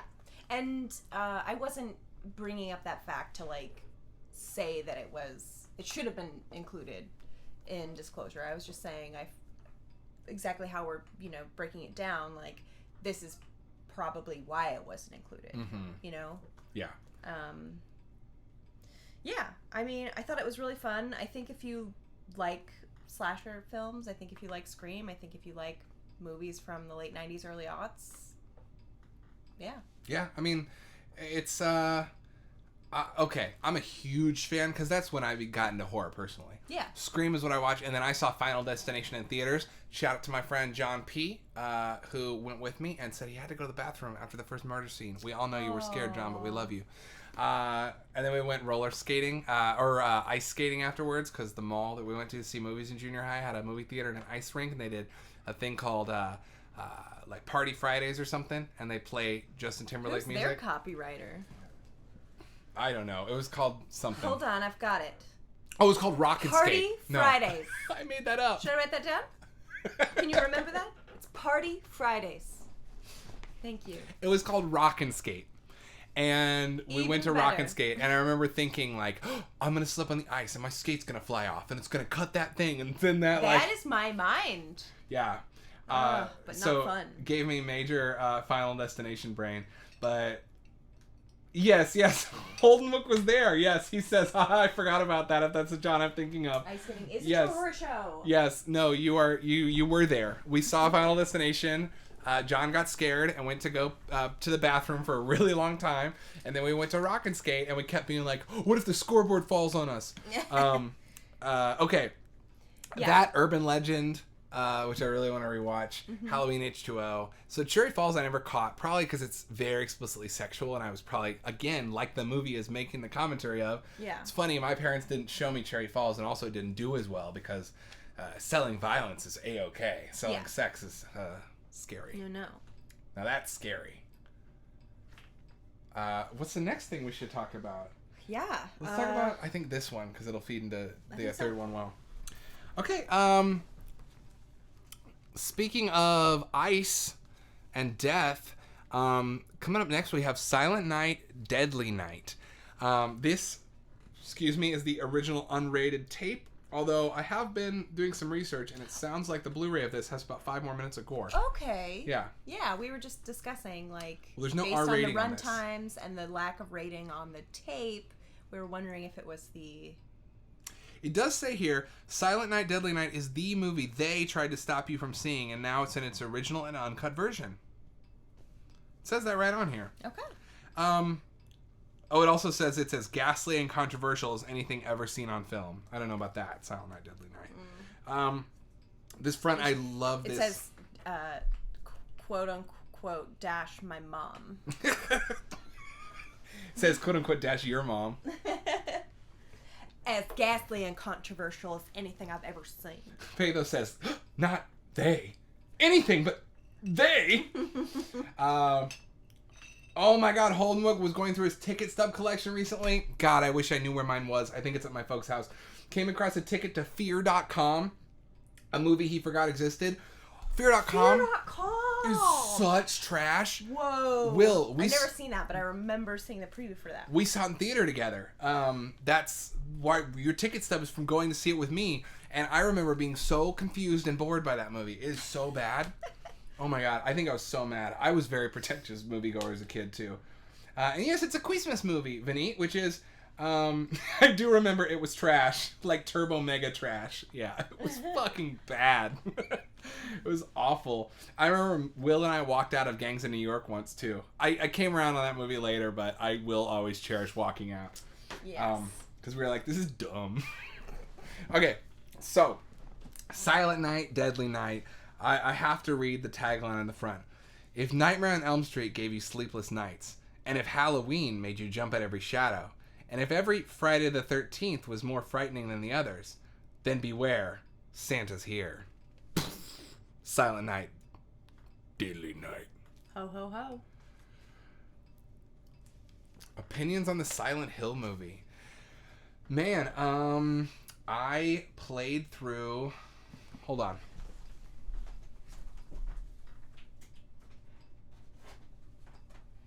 I played through this last year for Halloween, and I loved it. Scary. One of the scariest games I've ever played. Scary. So creepy. I made Stephanie watch. What's my receipt for it from recently? Cool. I actually bought this game with a gift card that I won by being good at Crash Team Racing. Cute. And I love the game. And I loved it when I was younger, but I never beat it. I bought it and I sold it again because it freaked me out. I saw the movie once. I rented it. I remember thinking, honestly, this is the kind of like aughts horror movie that's full of CG, and I am bored by it. And I don't respect it like real horror. What is it? I Whoa. don't know what I mean. Like, Real. well, in the aughts, I was very in the aughts. I was in high school and I hated CGI. I hated it, especially in horror movies. I still really don't like it in horror movies, but I was particularly opinionated about it then. So yeah, I remember totally disregarding it. I know Vineet just watched it though. Vineet says, watched it recently, held up, even if it was a little boring. The sound design is great. Sound is great. Really like the atmosphere. I mean, the sound and atmosphere are the things that make the game so good. I'm really curious to rewatch it again. And I also never played Silent Hill 2. Also, to be fair, the story is met in the game. Yeah. I've never seen it. I've never seen it. Well, I saw it once. I basically never seen it. Shout Factory just put out a nice Blu-ray of it. Maybe we'll pick it up. We can find it for a good price and we'll watch it again. Yeah. Okay, but we gotta talk about Silent Night, Deadly Night. You go first on this one. Okay. I mean, unless you want me to set the stage. I feel like, set the stage. I feel like I have a lot on in my brain right now. You got it. Set the stage. You got it. Okay, so Silent Night, Deadly Night follows, for the first half of the movie, a little kid named Billy as he first experiences a terrible trauma as a child, losing both of his parents to someone dressed as Santa. It then follows him a few years later at an orphanage as he is routinely put through kind of mental and physical abuses by the mother superior of the orphanage that he's in. It's an orphanage run by nuns. And he continues to encounter trauma with Santa. This all leads up for about 30-40 minutes until we get to Billy as a hunky-ass 18-year-old man who's like more like 28. Billy, the 25-year-old hottie playing an 18-year-old, gets a job as a stockboy at a toy store to really just make sure he avoids triggers. And immediately gets asked to dress up as Santa Claus. Yeah. Boom, the egg cracks open and we've got ourselves a slasher. But what I loved about this was not only was it very unusual to see a slasher movie where we're actively following the development of the killer as our main character. That never happens. Normally your main character in a horror movie is someone related. It's a Sydney. It's a oh my God, Laurie Strode, Halloween. It's a Nancy from Nightmare on Elm Street. It's normally a girl. It's normally a young girl, and we're going to show her become an adult through these trials and tribulations. This is the opposite. This is a young boy, and we're going to show him become a villain through these trials and tribulations. Right. I just kind of, that actually, I never really occurred to me, but it is kind of the inverse of the formula. I loved how personal it was. I loved how related to trauma it was and how it really carried that weight. I know you want to speak on that because we talked a great deal about it after, so I'll leave that. I'll touch lightly there. Let me just finish my spiel. So then it becomes a slasher, but what I loved about it, not only does it follow the character up until up through the killings, but it gives us a closed room sort of kill box, and then it breaks out of it. So we're in the toy store locked in overnight. I fully thought this is the end of the movie. He's going to go kill everyone in this toy store. Don't worry, he does. But then there's 30 minutes left of killing all around town, and the movie just goes crazy and wild and fun. This movie was so fun. Definitely the best Killer Santa I've ever seen. And I have seen Santa's Sleigh, where a guy gets stabbed in the eye with an icicle.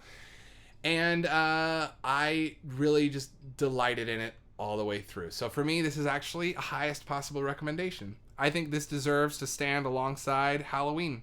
It deserves to stand on the second place column next to Halloween along with Jason and other folks. Really fantastic, interesting slasher that I had not seen for far too long. Yeah. Great. So thank you for that recap. I feel like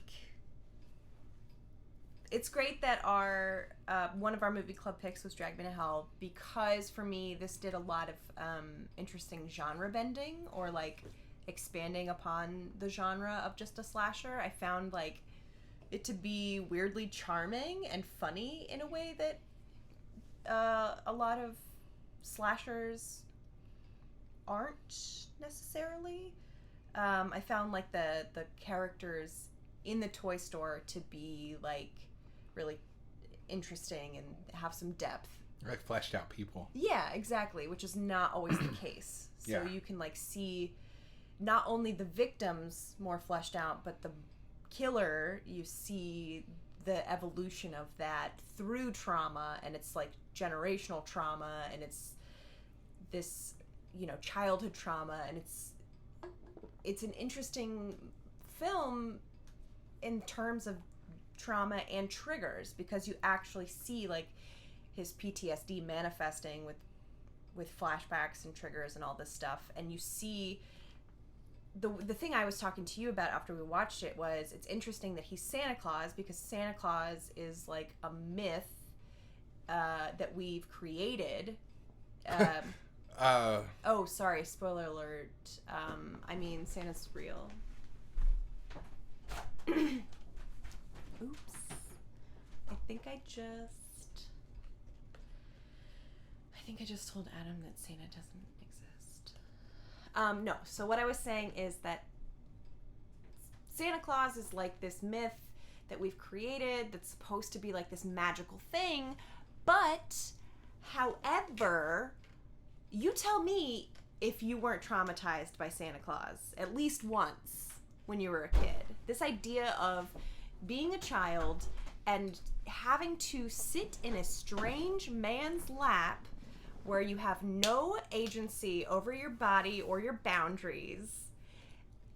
Like, that is so gross when you really sit and stew on it. So, what I was saying to Adam after we watched it was, I thought it was interesting how, through the lens of Santa Claus, a magical, very real man that we, like a myth that we create, we see the creation of a monster through the lens of Santa. Yes. Because of That's trauma. brilliant. That's brilliant. You use a myth of goodness to tell the story of a man who could be good, but isn't because he's not dealing with his trauma properly.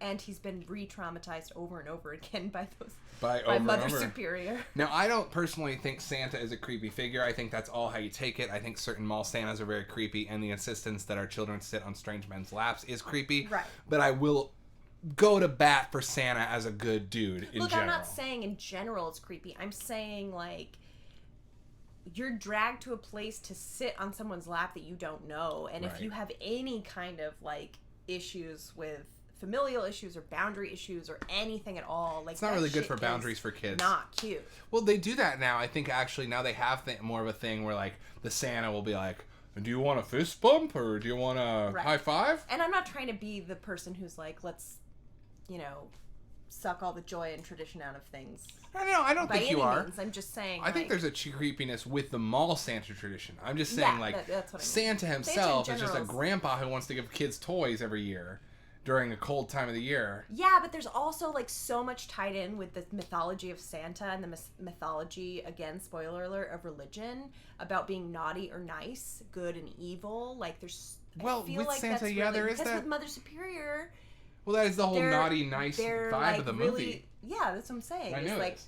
Santa and religion, the interplay there, and, you know, well, no spoilers, so I don't want to, like, totally... Well, I want to know because Santa I don't think up... that okay, Nick, the legend of Santa can be traced back hundreds of years to a monk named Saint Nicholas. Saint Nicholas, yes. Over many years, Nicholas's popularity spread and became known as the protector of children and sailors. Yes. Okay, but the good and the naughty nice thing is like a westernized addition to it later. I know, and Saint Nick was a thin, tall, brown man, and.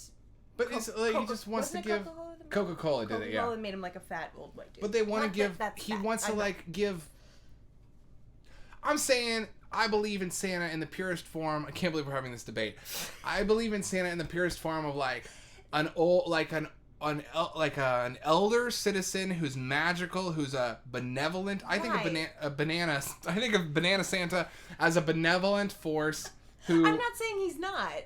And this is Vinny not a said, debate about Santa. We lost a viewer because we're talking about Santa too early. It's Halloween. Someone was like, this is supposed to be a Halloween show. This is not a debate about Santa. I don't think that Santa is inherently bad or that. Someone got mad at you for saying Santa was bad. I don't think Santa's bad. They're not hearing you. Like They're gone Santa. now. Well, there it is.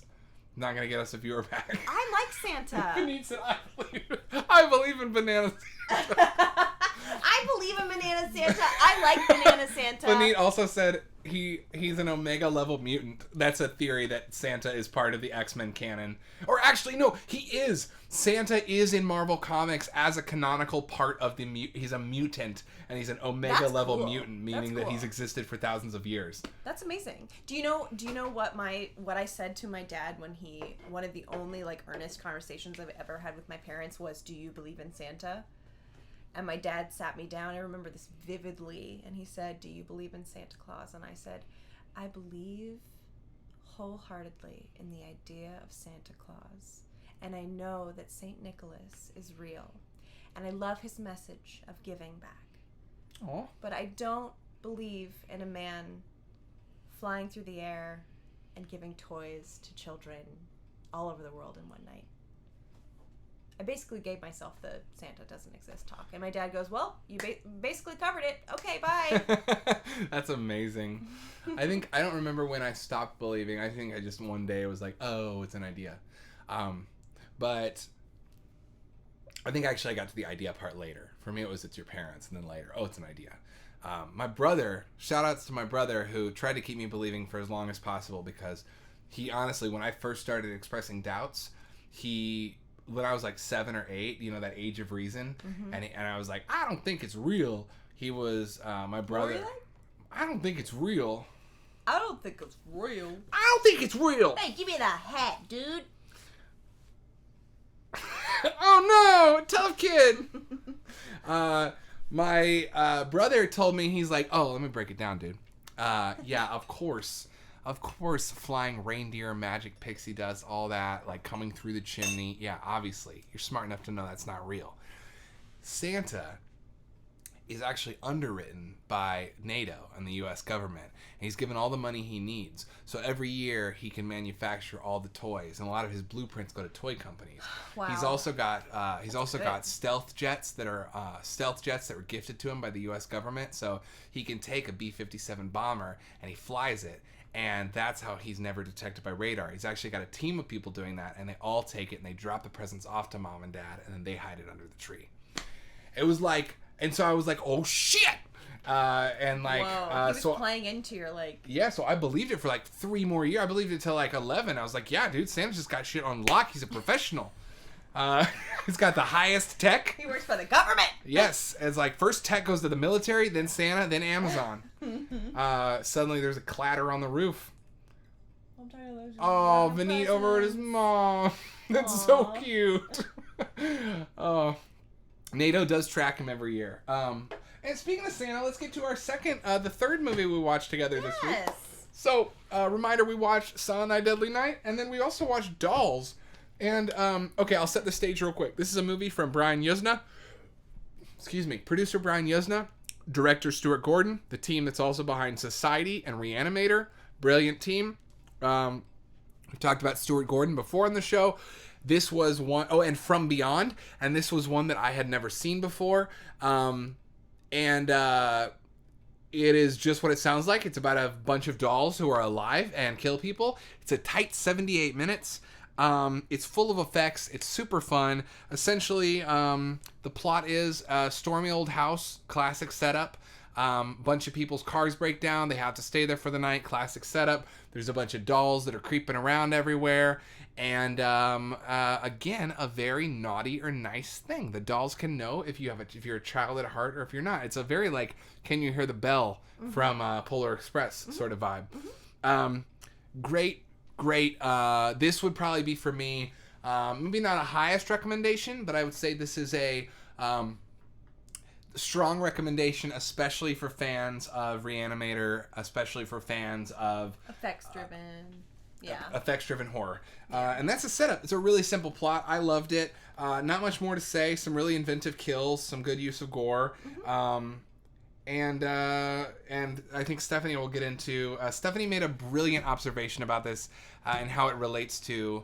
Anyway, I'll let you say it. So, first of all, the effects in this movie are so great and fun and really cool. They just feel really unique. And we were talking about how, I think you pointed out how the frame rate really worked with the stop motion. They did a thing where like the porcelain dolls, when they're attacking, they do stop motion on some of it, but they combine it with live action model work. But they do it in such a way where the frame rate they chose for the stop motion is just a little bit, there's a few more frames than an actual stop motion thing would have. So it almost looks like this weird gray area in between like this 24 frames and stop motion like 16 frames. It's like this weird 18 frames a minute thing on the dolls. But what it does is it tricked my brain. It made me think, oh, that's what porcelain would look like if it walked across the room. For sure. It didn't seem like stop motion. Really effective stop motion. It was really cool. I just wanted to make sure that you got that point out because I thought that was really cool that you pointed that out. That I didn't really understand that it was the frame rate combined with stop motion animation that made it look so cool. So yeah, it's just that if you were to lower the frame rate and like a claymation, it would look like claymation does. Right. And a lot of horror movies did that. Yeah. But they just turned it up just enough where it tricks the eye and feels like it belongs to both worlds, which I think fits with the magical realism. For sure. It was really good. But as we were watching this movie, my brain started connecting all these dots, and I thought, oh, should I just get into how I thought it was a companion piece? Or like a good double feature? Whatever you want to say. Like, I mean, you said, do you want me... if you want to rip the Band-Aid off, you said that was a Christmas movie. Okay, so I was like, oh, that was a great companion piece to Silent Night, Deadly Night. And you said, how so? And I said, well, it's basically a Christmas movie. Or it's a movie about Santa. And you were like, what? Mm-hmm. And so as we were watching it, for me, the pieces were falling in line logically in my brain of, okay, it is an older white-haired couple who... host people on the longest night of the year. They reference the longest night of the year, or the never-ending night, or I think it's the longest night in the world. Or so super, super like magical realism, like you said. Long evening, white-haired couple.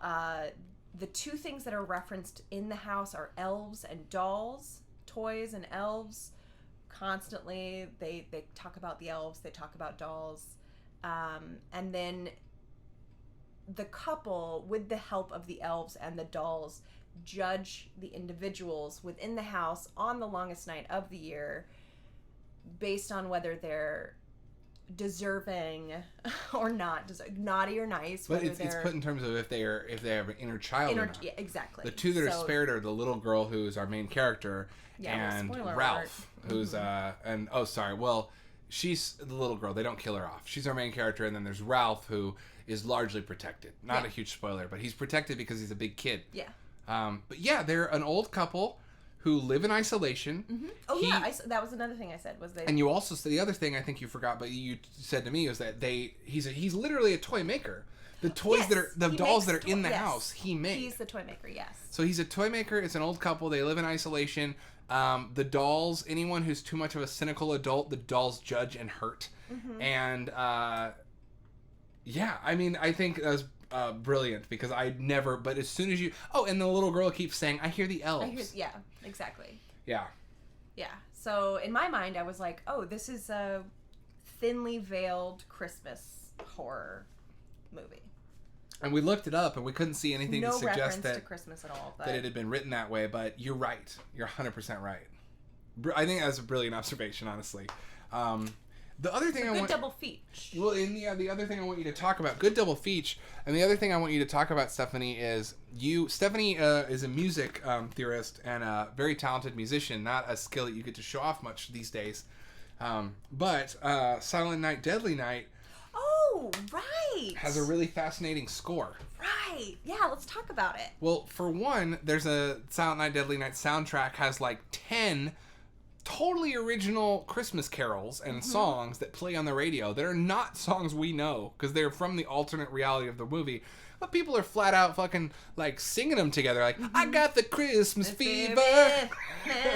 And then also, so that's the part I appreciated was I'm always like, oh damn, I appreciated how much effort went into crafting a whole ass world of, and all the lyrics to all the fictional Christmas carols are just a little bit scarier. Like, instead of, you better watch out, you better not cry, it's a little bit more like, he's watching all the time. Yeah.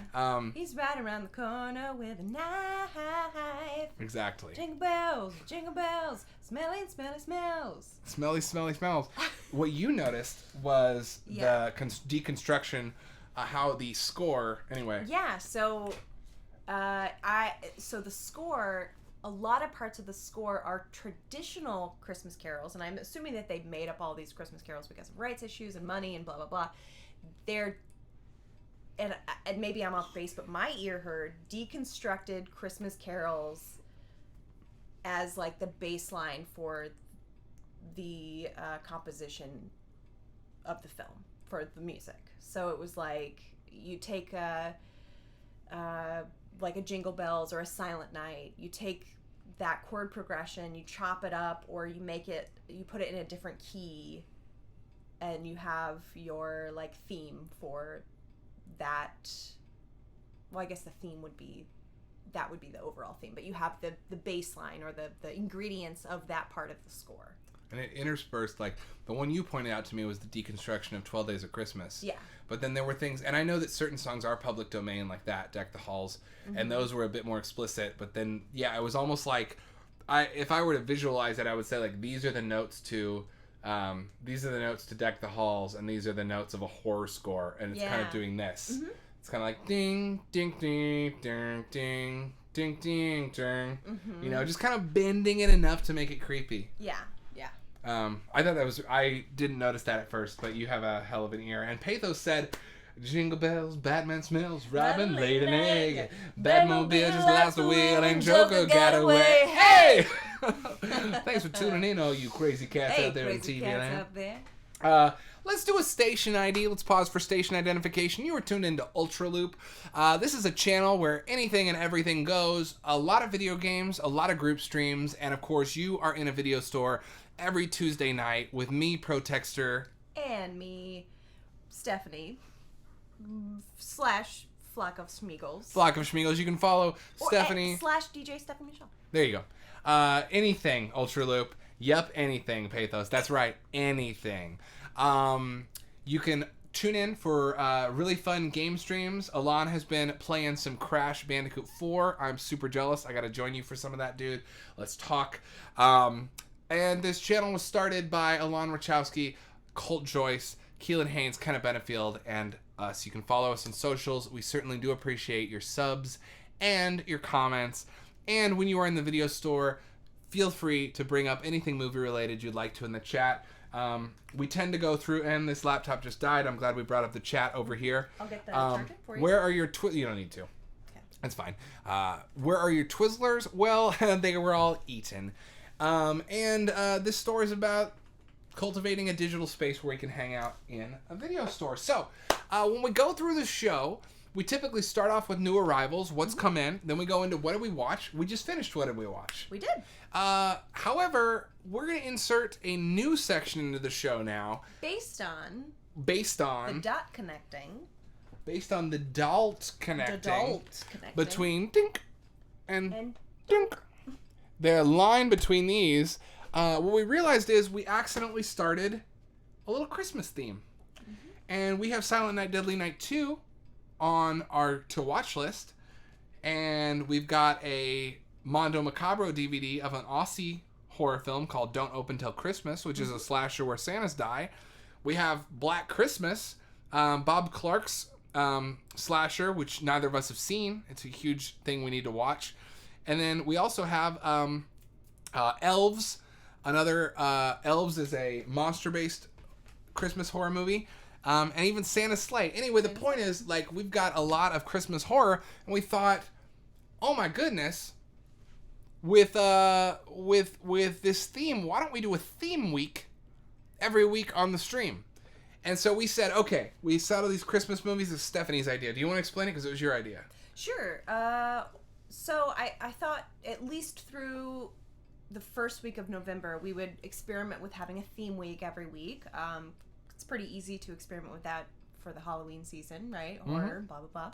So I thought we would take the Christmas theme and sort of go kaplunk, kaplunk, and we'll move it to the first week of November. We'll just put it up on a shelf. We'll save it for later.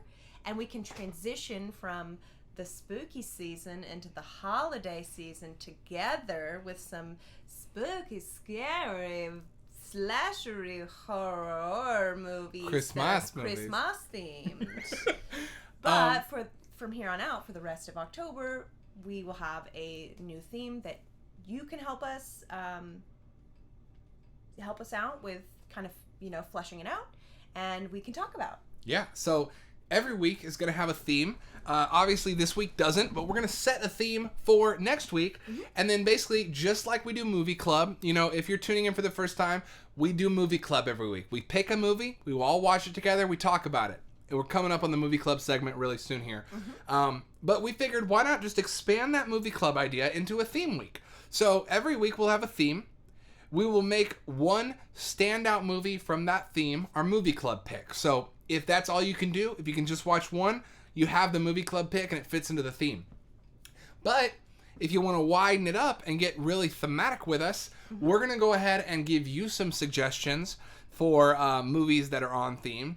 You please give us suggestions. Drop the suggestions in the chat. Put them in the chat for us and for other people. And then we're just going to watch as many as possible. So, should we go ahead and tell them what... Yes, our first theme week. Our first theme week. So, our first theme week, it's going to be... That is our Movie Club pick, right? Mm-hmm. Okay, so the first theme week... and we're really excited about this, especially with you, Vineet, because you've got Alan there. And we're going to see if we can make Alan howl over the stream, but not until next week. I'll give a little preview. Ow! Because the first theme week is Werewolf Week, aka Howl-O-Ween, baby. So we are gonna go ahead and make The Howling is our Movie Club pick of the week. The Howling, directed by Joe Dante, legendary director of Gremlins 2, The New Batch. I did a silly thing and ordered every Howling movie on tape. There's The Howling 2, where they're 80s. There's The Howling 3, where it's in Australia and they're marsupials. These movies aren't connected at all. This is The Howling 4, which is 80s rock and roll again. This is The Howling 5, which takes place in a medieval castle. And this is The Howling 6, which is vampires versus werewolves. We're also going to be watching Ginger Snaps. Did you already pull it out? I think I did, actually. I think Ginger Snaps. Oh, wait. That's what I was looking for. We're going to watch Ginger Snaps. Did you find it? Yep. We're also going to watch Ginger Snaps, which is a 2002 movie about getting your period and how that might be like The Howling. Ow! We're also going to watch Dog Soldiers, Silver Bullet, and what else? Did I have another one? Did I have another werewolf movie? I think that was it for now. We had a few. Oh, Vineet, thank you. Ginger Snaps is on Shudder if anyone has that. There you go. Thank you. Ginger Snaps, The Howling. Please drop in the chat if you have werewolf movies that you suggest off the top of the dome. Yes. And also, with the theme week, we wanted to make sure that it's not much like Ginger Snaps. It's not explicitly like a werewolf is in it. If it feels werewolf inspired or somehow like the lore of werewolves. Mm-hmm. This is explicitly there was a werewolf in it, though. Okay, well, I've never seen that. Me neither, but there's a werewolf on the cover. I didn't know that. It makes sense. Let's just say it makes sense. But if it feels like tied into the thematics of whatever that, type of, like, vampires, werewolves, whatever the thing is, you're like, oh, okay, maybe this isn't explicitly a like if it's Monster movie. Squad and there's a werewolf in it. Right. Or if it's freaking Can't Hardly Wait and you're like, Seth Green's in it and he played a werewolf in Buffy, we'll take it. Yeah. Anything goes. But in terms of werewolf movies, and of course the big one the big werewolf in the room that we're leaving out is An American Werewolf in London. Personally, my favorite werewolf movie. The reason it's not the movie club pick of the week is because, frankly, I've talked about it for so many hours of my life that I think that I don't have anything new or interesting to say.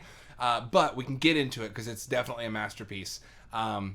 Yeah, and let's dig deep. Like, what obscure werewolf stuff can you find from Harry Potter and the Prisoner of Azkaban. Super obscure. That's great. So obscure.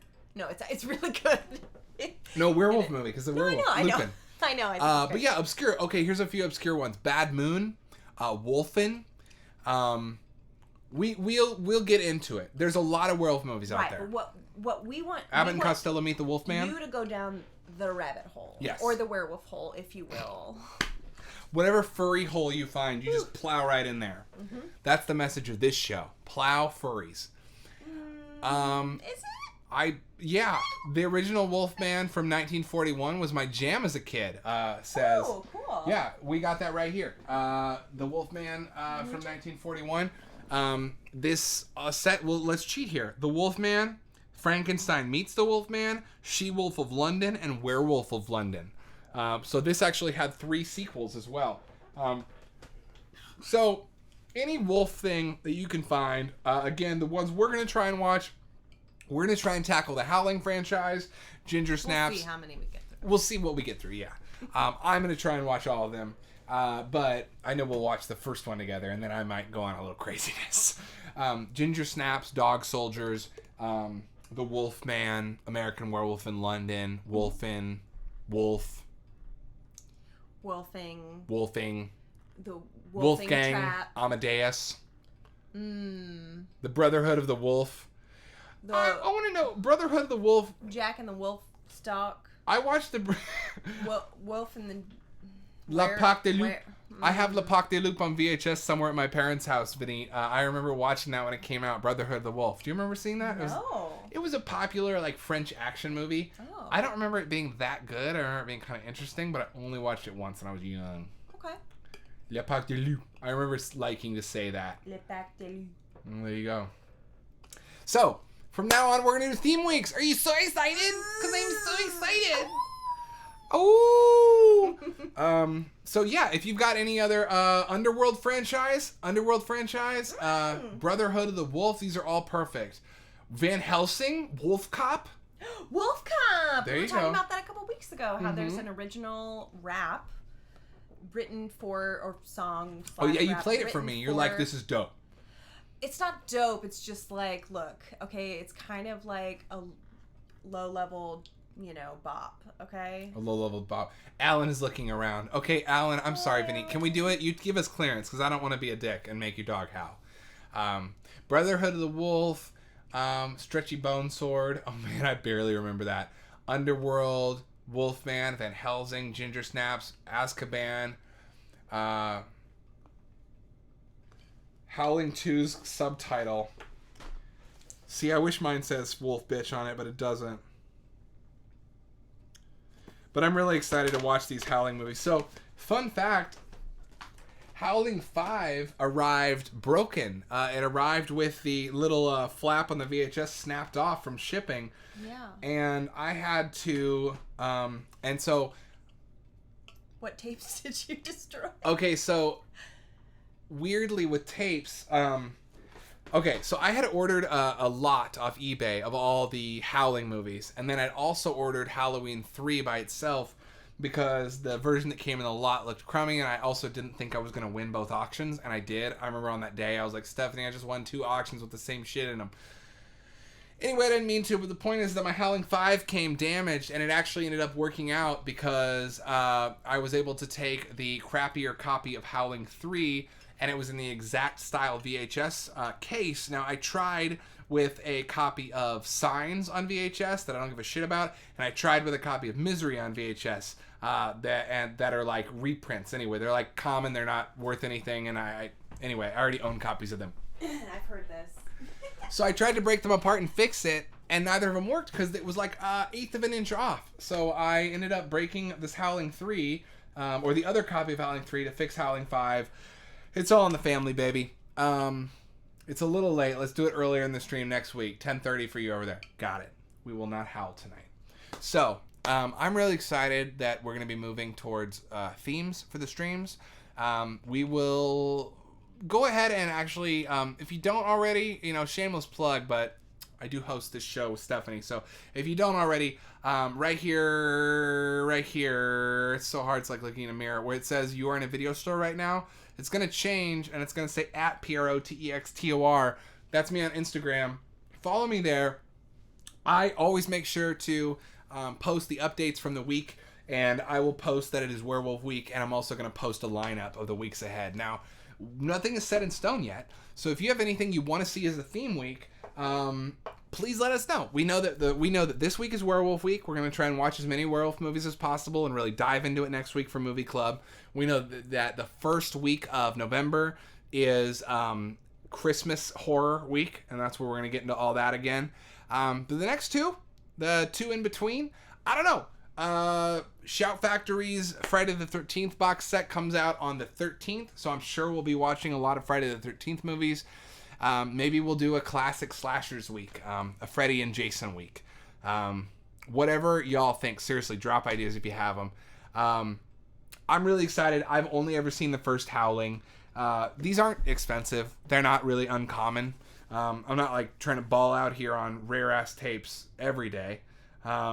These are about $5 a tape, and I decided that I would spend the $30 to get the whole franchise on tape, and god damn it, I'm gonna watch it, and I'm gonna tell you what I think about every one of them. Because as I said at the top of the stream, I used to be so afraid to walk down the horror aisle of the video store when I was a little kid, and now I'm trying to recreate that horror aisle in the house. So we're going to keep adding to the tapes, and we're going to watch them. We're not just buying them because they look cool. We're buying them because we love movies. Well, cool beans, y'all. What time is it?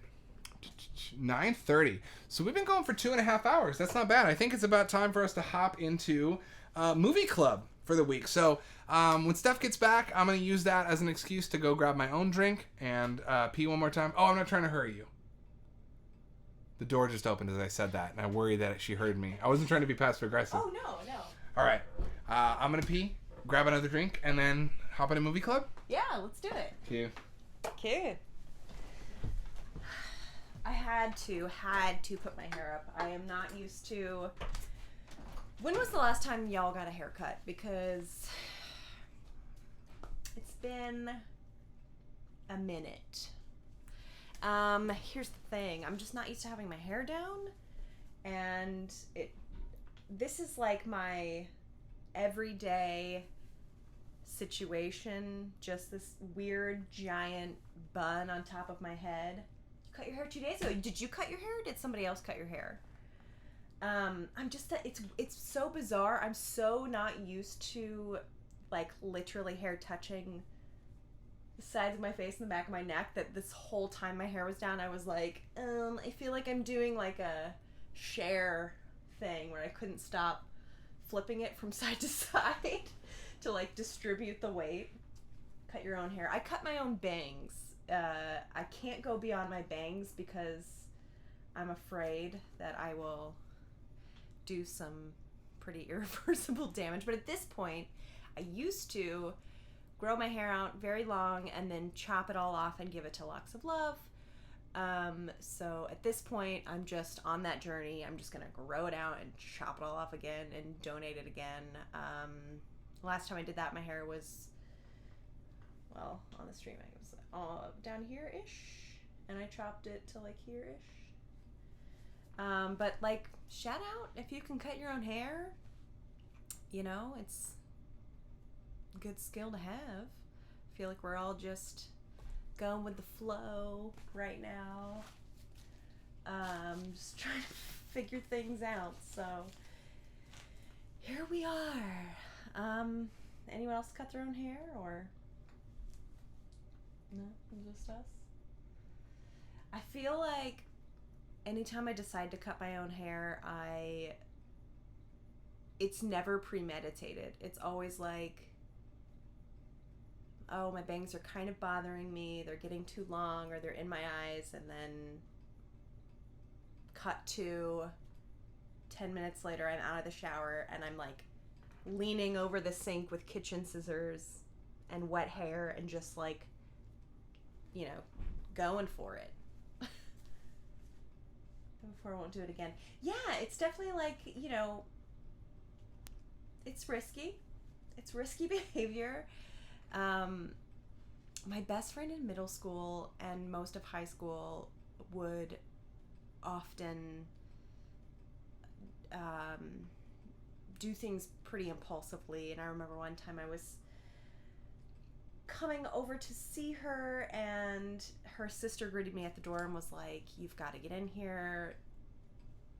Redacted has done something." And I went into the bathroom, and there was just hair everywhere. She had like gorgeous long, flowing locks, and she had just chopped them with like craft scissors, just like a bowl cut all the way around. And she looked fantastic with short hair, but she just had like one of those moments, one of those like hormonal. Have you seen Good Hair? I haven't seen Good Hair. Oh my gosh. Thank you, Vineet, for reminding me of Good Hair. Documentary, correct? That has been on my list for so long. Hair is so personal, and give up my hair getting cut. It's excellent. Oh, I cannot wait to watch it. Ooh, that excites me because I forgot about that movie, and I'm so glad you brought it up. I'm so glad you put it back in my brain. Pathos says, I gave up on getting my hair cut by other people when I was great clips, and I had to explain to my stylist how long an inch was. Oh, yeah, that makes sense. I really wouldn't want someone cutting my hair that did not understand what an inch was, because that's kind of like part of hair cutting. That's kind of like, it's kind of like the basics, like lengths and stuff. Holden Wook says, my first at-home haircut after COVID hit, I ended up looking like I got into a fight with a weed whacker. Yeah, I definitely like had this kind of borderline manic moment where I was cutting my bangs, and I thought, you know what, I'm just gonna go for it, because I was feeling like real confident, which doesn't happen very often, but I was feeling really confident about the wrong thing, and just decided that I'd give it a go. And luckily I kind of caught myself and didn't go full bore. But we're talking about haircuts. Oh my gosh. Oh my gosh, ladies and gentlemen, I want a haircut. Can I talk to you? America, can I talk to you about haircuts? I would love one. Oh good, it's on Hulu. That's so awesome. Vineet put back into my mind Good Hair, which is a documentary I've been wanting to watch that too. Yeah. It's on Hulu. I'm so excited. I want to watch it. I was just saying the reason we got into this topic is because part of the reason I wanted to get up is because I couldn't stop like sharing. Sharing. Sharing. Sharing. CHER. Sharing. Yes, I love to share with y'all, because sharing is caring. But yes. I'm so used to my hair being up that I was feeling so distracted by, I know. the tangles. It's very cute. I like it when it's up. It looks very cute. Okay.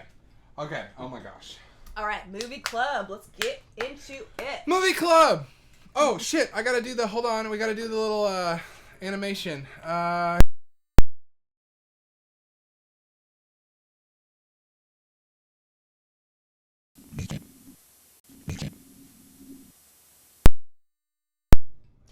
We did it!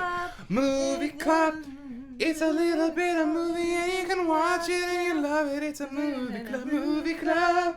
Everybody wants to come and watch a movie and you watch about a movie. Movie club. Rewind. We got a movie club. Rewind. Tonight. Watch it now tonight. Between now and next week, when we can talk about it every weekend. Now we have a theme week and we love it. Next week, let's go. I don't know. All All right, I grabbed the 2 that we're going to be talking about. 3 that we're going to be talking about. Okay, so last week we effed up. We ended up watching a movie called Broadcast News that was fantastic when we were supposed to watch a movie called A League of Their Own. Yes. So, we talked briefly about Broadcast News last week, but we really tried to turn it over to the chat to talk about A League of Their Own. Now, I still didn't watch A League of Their Own, despite my promise. I'm sorry to let you down. Stephanie did. I did. Watched it today. Now, that said, we had those 2 from last time. We also have Drag Me to Hell, which was our movie club pick of this week. And moving forward, y'all, it's going to be simple. The Howling, werewolf movies, right? Okay. But we got 3 very different movies to talk about for movie club tonight. We've got A League of Their Own, Broadcast News, and then finally Drag Me to Hell. So let's I actually want the chat What do you want to talk about first? to talk. Wait, what happened?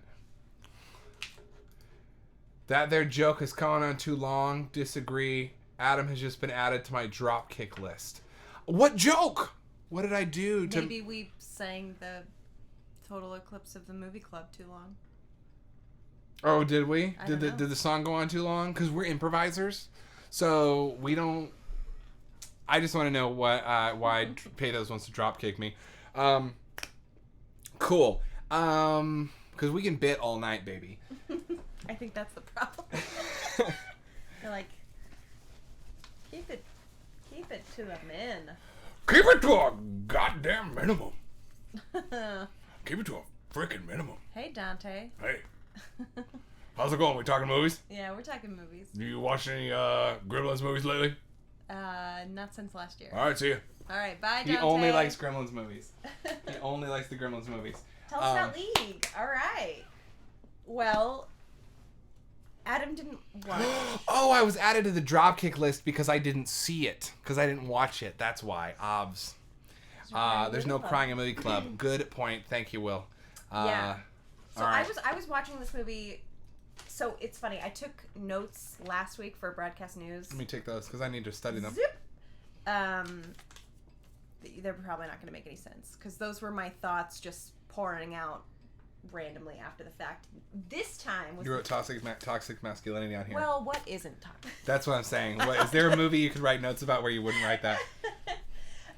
This week was the first time I actually had like a notepad and a pen while I was watching the movie, but I found that to be really distracting because I kept pausing and starting. So moving forward, I'm sure we'll find some good balance. I just feel like my mind starts filling up with thoughts and I have to get things out. Yeah. I think having a notepad's good. Yeah. They made us do that in film school. Every movie we watch, you have to take notes on. Yeah. Okay, so I want to know what y'all thought about League of Their Own. I thought the performances in this movie are great. Let's just start there. The acting was fantastic. It's interesting because Tom Hanks is one of the only like featured male performers, but he knocks, let's just say it, knocks it out of the park. Vineet says, Autumn Shanks is unhinged. Ugh, he's so good. He's so good in this movie. So good. I'm curious if he won any awards or was nominated for anything. Laptop's dead. I can look it up on my phone while we talk. Yeah. So I thought this was like a really... Obviously, it's based on a true story, so there's a lot... Hey. Uh-oh, the animals decided to join us. Come here. So there's a lot going on there, like right off the bat. It's based on a true story. I thought... Because of that, it's a little like... You can't necessarily like unpack the themes of Hello, June. The movie in the same way. Again, it's kind of this idea of like intention versus... What were you just talking about? Intention versus interpretation. Right. Come on, animals. So... Sorry. Got many... You both interrupted Mama. Come on. Come on, cat. Come on, cat. So, my biggest takeaway is, like, it's very of the time, obviously, but this movie is such a stark representation of the differences between the standards and expectations set for men versus women, right? So Tom Hanks's character is a spitting,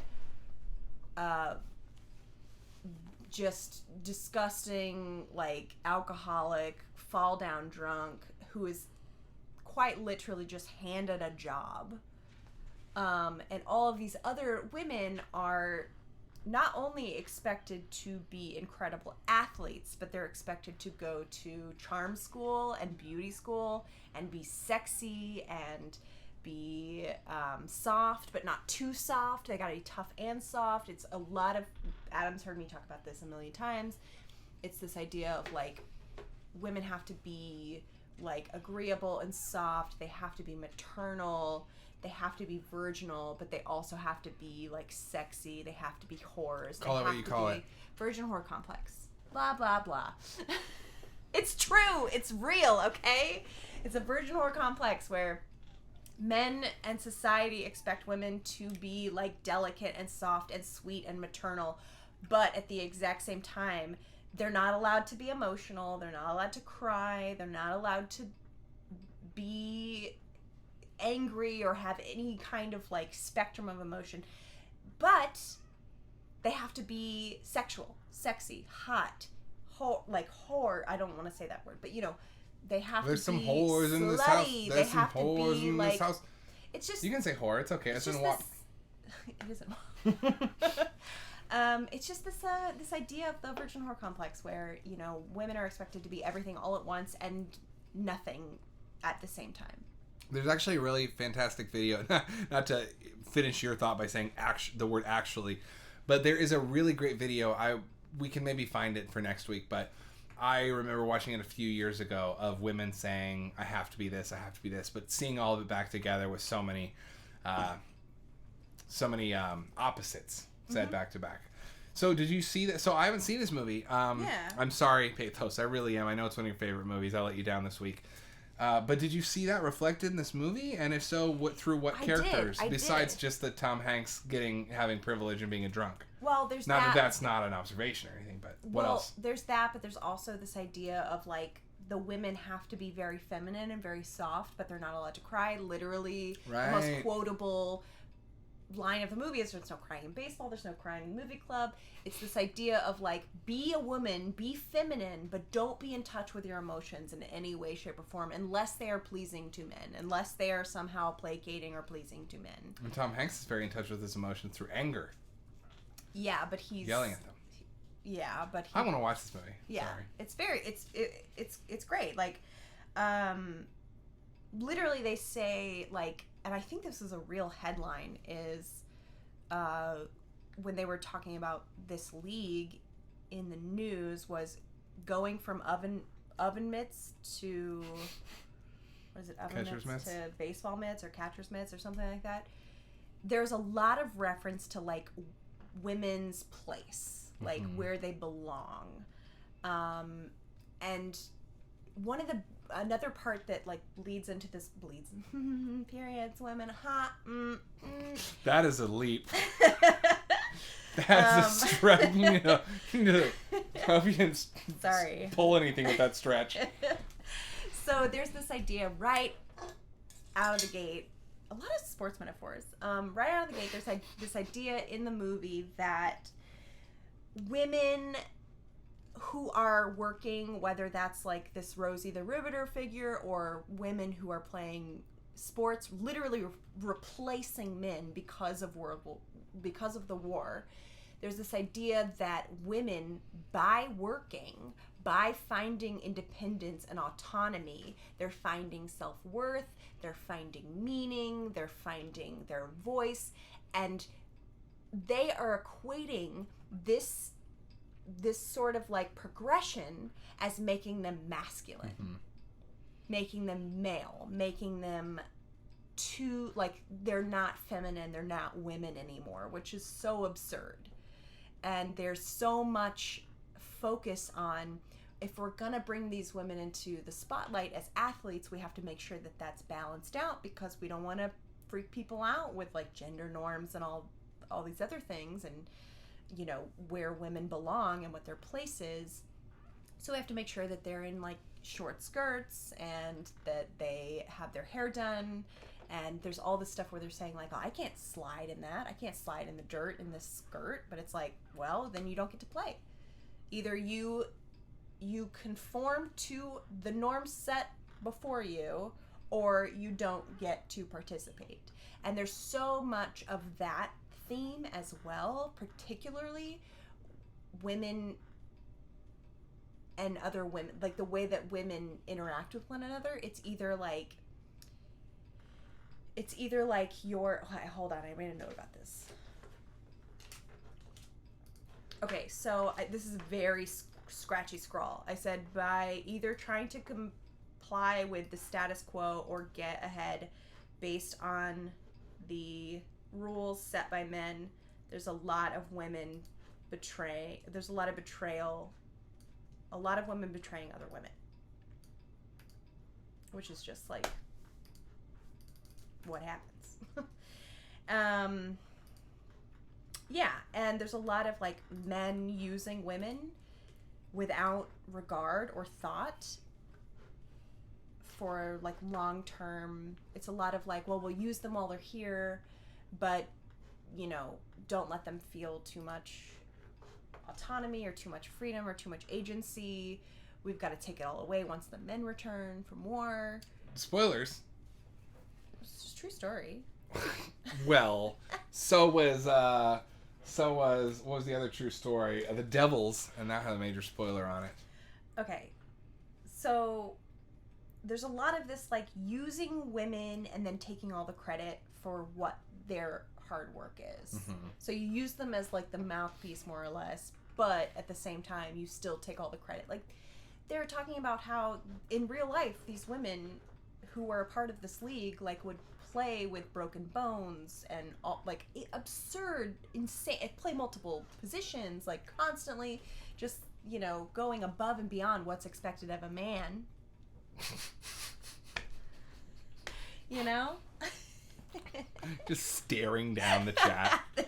I'm not. Yeah, fuck you out there. No. No, I know. I'm just I'm being a dick. No, I'm just being silly. But it's also interesting how the male gaze, which is the audience, the people watching the game, evolves throughout the movie. So at first there's like nobody gives a shit, no one's paying attention. Then there's a part where people start actually like enjoying watching the game, and there's a man in the stands who's like yelling like slide, like telling her what to do, and then once she does it, he goes, "Thank you." And I'm like, I don't like that. Don't, devil's advocate, don't male fans do that to all players? Okay, that's fair. That's like the fair. armchair, and they say thank you too. Like they know better. That's kind of a criticism of all sports fans. That's fair.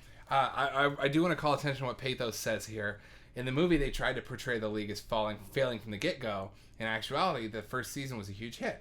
So maybe do we have a certain amount of fictionalization of a second wave feminist story to make it seem more like women are overcoming, which you were saying to me earlier. I did. About the intersectional aspect. That This is also a period in American filmmaking when the like girl power is starting to come up. Yes. And there's an intersectional limit to girl power, as we saw in like 2002. But I'm interested to see where you think that comes in, especially considering that, like you said, the audience in the movie, the surrogate audience, gets more accepting.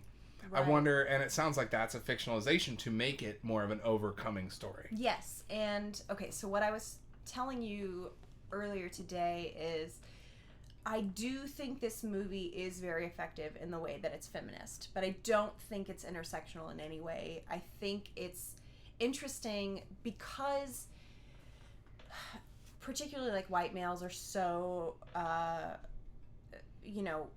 it's, first of all, it's weird to think it hasn't been that long since that was like the norm, the standard, whatever, for women, white women, whatever.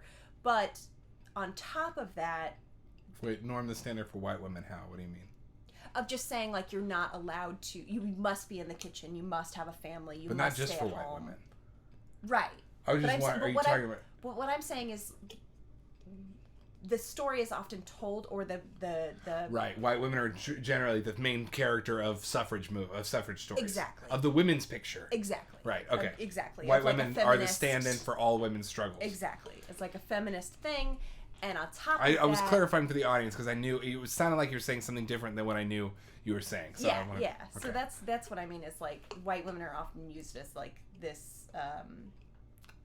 They're the entry point for the audience. Yes. Because the filmmakers often assume the audience is white. But also the entry point in reality because white men can most closely relate to white women, and they're saying I'm being progressive because I'm allowing a woman to vote or to play baseball or to work in a factory or whatever. Because the white men in power are still living with white women who, if they are part of the suffrage movement or this movement, are there with the pressure. So black women and women of color are getting left by the wayside. Yes. And you were speaking of a moment in this film where you felt encapsulated that, maybe even in a meta sense that the movie didn't mean to. Yes. There are two moments that I thought encapsulated a more intersectional idea of what really was going on and how which I'm curious to see if the new show coming out. I'm very excited about. Is there a show coming out? Yes. Well, gee whiz. Yes. It's Abby Jacobson. I'm very excited to see what happens with that show. But there are two moments in particular. The one you're referencing is there's a black woman who is standing out by the fence. There's like a fly ball. She throws the ball. Obviously has a lot of like talent when it comes to baseball, but there's no way that like, you know, God forbid they're giving women the right to play sports. So there's no way that like she would be out, you know, on the field. Yeah, the field. Let's talk about Okay, that. so it's enough. So the white women getting to play is enough of a consolation from the powers that be. It's the black woman is not going to join them, but she throws the ball back. She and throws the ball. maybe shows that she should be there. She kind of smiles softly and sort of winks at this white woman, and it's sort of like what you were saying when we were talking about this earlier. Do you want to go into? Well, just okay. My theory there is that white savior. Complex. Well, there's a whole sports drama white savior thing, sure, that leads up like to The Blind Side, and very recently, that's what I was saying earlier. But also, I haven't seen this movie, and one of the rules of this program is that I don't judge things I haven't seen. But based on that story, it is like you were saying. It's almost this weird, like the movie patting itself on the back, saying like we as white women are breaking down barriers, and black women think that's pretty cool. Cool, yeah, and like that's lame. But like, is that Penny Marshall's white feminism from the era being like a second wave feminism that is not intersectional, and she's actually 80s. putting a black character in the movie to co-sign her own point. Yeah. Which is weird. But at the same time, the movie is feminist. Right. And the movie feels empowering. Well, it's possible for something to be feminist and racist at the same time. Certainly. Right, and I don't think it's explicitly racist by any means. I mean, it's hard to say. Well, it's hard to define what we mean when we say that. It just gets word. a lot more complicated when you start delving into like intersectionalism and stuff like that. As the world is very complicated. But overall, like, and anyone in the chat, Pathos, I know you're a big fan of this movie. Any other, anyway, I'm just trying to say, what are kind of your, like, well, okay, so what's your holistic view? Can I just point out the other part where I thought, like, oh, these were themes that they just weren't ready to tackle in this movie because they're telling this story and they're tackling the idea of this feminist idea of women in sports and the autonomy of women and how that was transforming in that age of war, and you know, just they're already tackling a million things. So, you know, the other moment where it's like, oh, they could have gone down this path, or they could have talked about this more, was the queer thing, because there were so many women in the league who were queer and who were not out.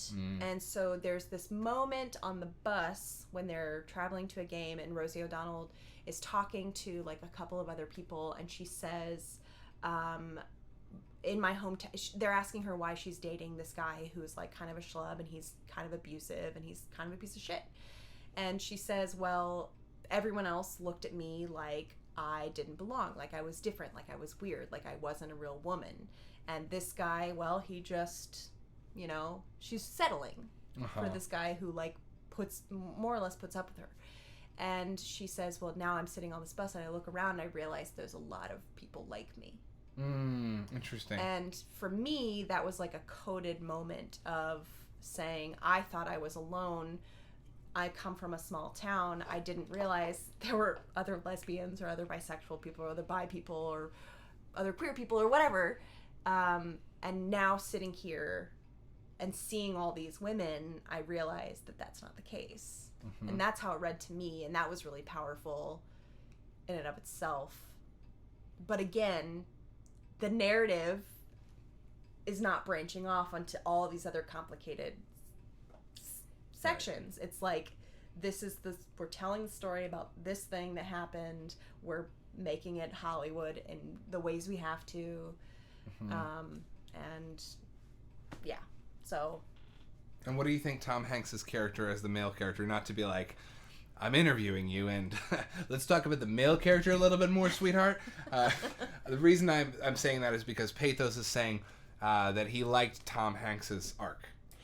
So how do you feel that played into the feminist reading that you're giving it? As limited as that feminist reading might be due to Hollywood being always... Hollywood is always the annoying liberal who's not liberal enough. So, like, sure. There's always That's a perfect distillation of... There's always that Hollywood who's like, yeah, we believe in freedom for all. Isn't America great? But also, did you know black people are criminals? Like, that's Hollywood. Is like, we love to fix the world. And also, did you know that Mexico looks like it has a yellow gel put over the lighting all the time? There's just weird inherent racism in Hollywood. Yeah. So, okay, sorry. That's me going off on my rant about Hollywood stereotyping. My point is, how do you think the male character in this movie played into it? Into the albeit... Whatever. I just want to hear your closing argument. That's all. I still thought... Okay, the last time I saw this movie, I was a lot younger and I was not out. I wasn't even close to being out. Watching it as an adult who is much more, like, self-aware, and I feel more... Like, I know who I am a lot more. It hit me in such a different way. You know, I thought it was great. Awesome. I think it's great. Is it a high recommendation for you? It's a high recommendation for me. I think it's great. I agree. I could not agree with you more. Yes. Pathos, I 100% agree because they're towing that line. They're like dancing around this like will they won't they moment.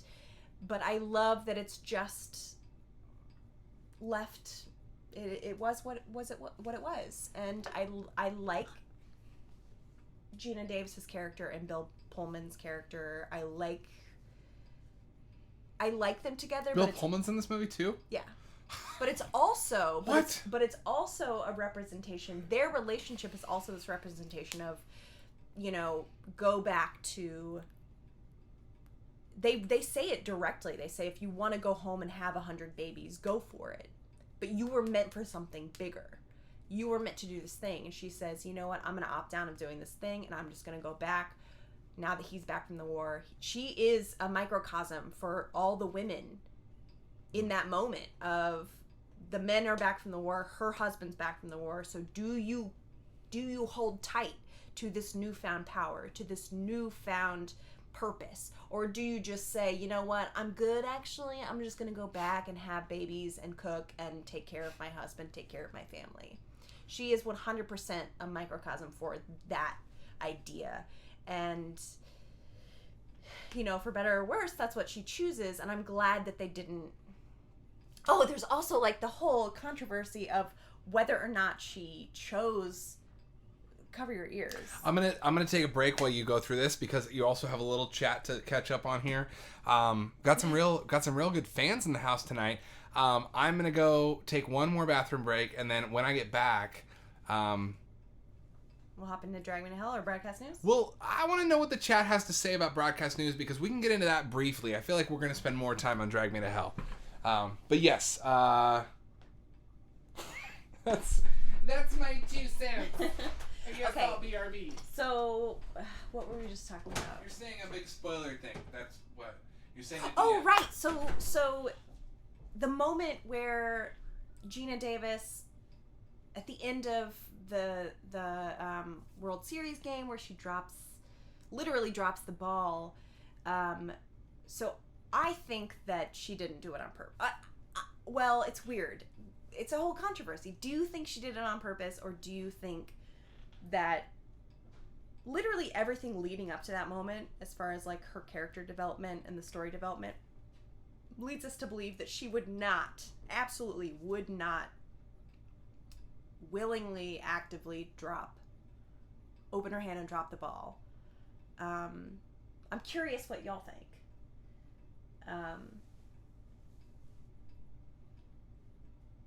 I like to believe that she actually didn't choose to drop the ball. I like to think that Kit actually beat her for once. But that's just where my mind was at. But yes, has anyone ever told you look like a penis with a little hat? That was great. I also loved the moment where early on the man was like heckling and dancing and being like, "Oh, I'm a little girl. Look at me. I play sports," and just, threw a ball at him. Why not? I think that her sister Kit has run Dottie over so many times that she knew how to do it to knock the ball out of her hand. Yeah. I agree. I really think that that moment where Kit wins for the first time, quote unquote, wins for the first time over Dottie, I really think that that's a genuine moment. Especially since Dottie right before that went up to the pitcher and said something about how, I forget exactly what she says, but she says something like she swings high or something like that. Basically, she sells her sister out to say I know how she plays. Here's how she plays. Here's how you should pitch. I think Kit beat Dottie, but it didn't seem like a very clean. Yeah, I think that the way Gina Davis plays that moment after the game, where she's kind of smiling and looks satisfied, I think that could be interpreted as her saying, "I did this to make my sister happy," but I actually think it's her moment of acceptance, of saying, okay, I could take this moment as being devastated that I didn't win, or I can take this moment as seeing my sister confident and joyful for maybe the first time ever. And I think that that is really the true meaning behind her satisfied smile in that moment. High fastballs can't hit him. Thank you. This movie's very quotable, and oh, nice. We just a little boom boom. She is above it. Oh yeah. I love those. Me too. This movie's very quotable, and help me out with the exact quote if you remember it. I can't remember the exact quote, but it's something like Gina Davis says it just got too hard, and I think Tom Hanks' character says it's supposed to be hard. If it weren't hard, then everyone would be doing it. Yeah, I actually feel like we looked that up together.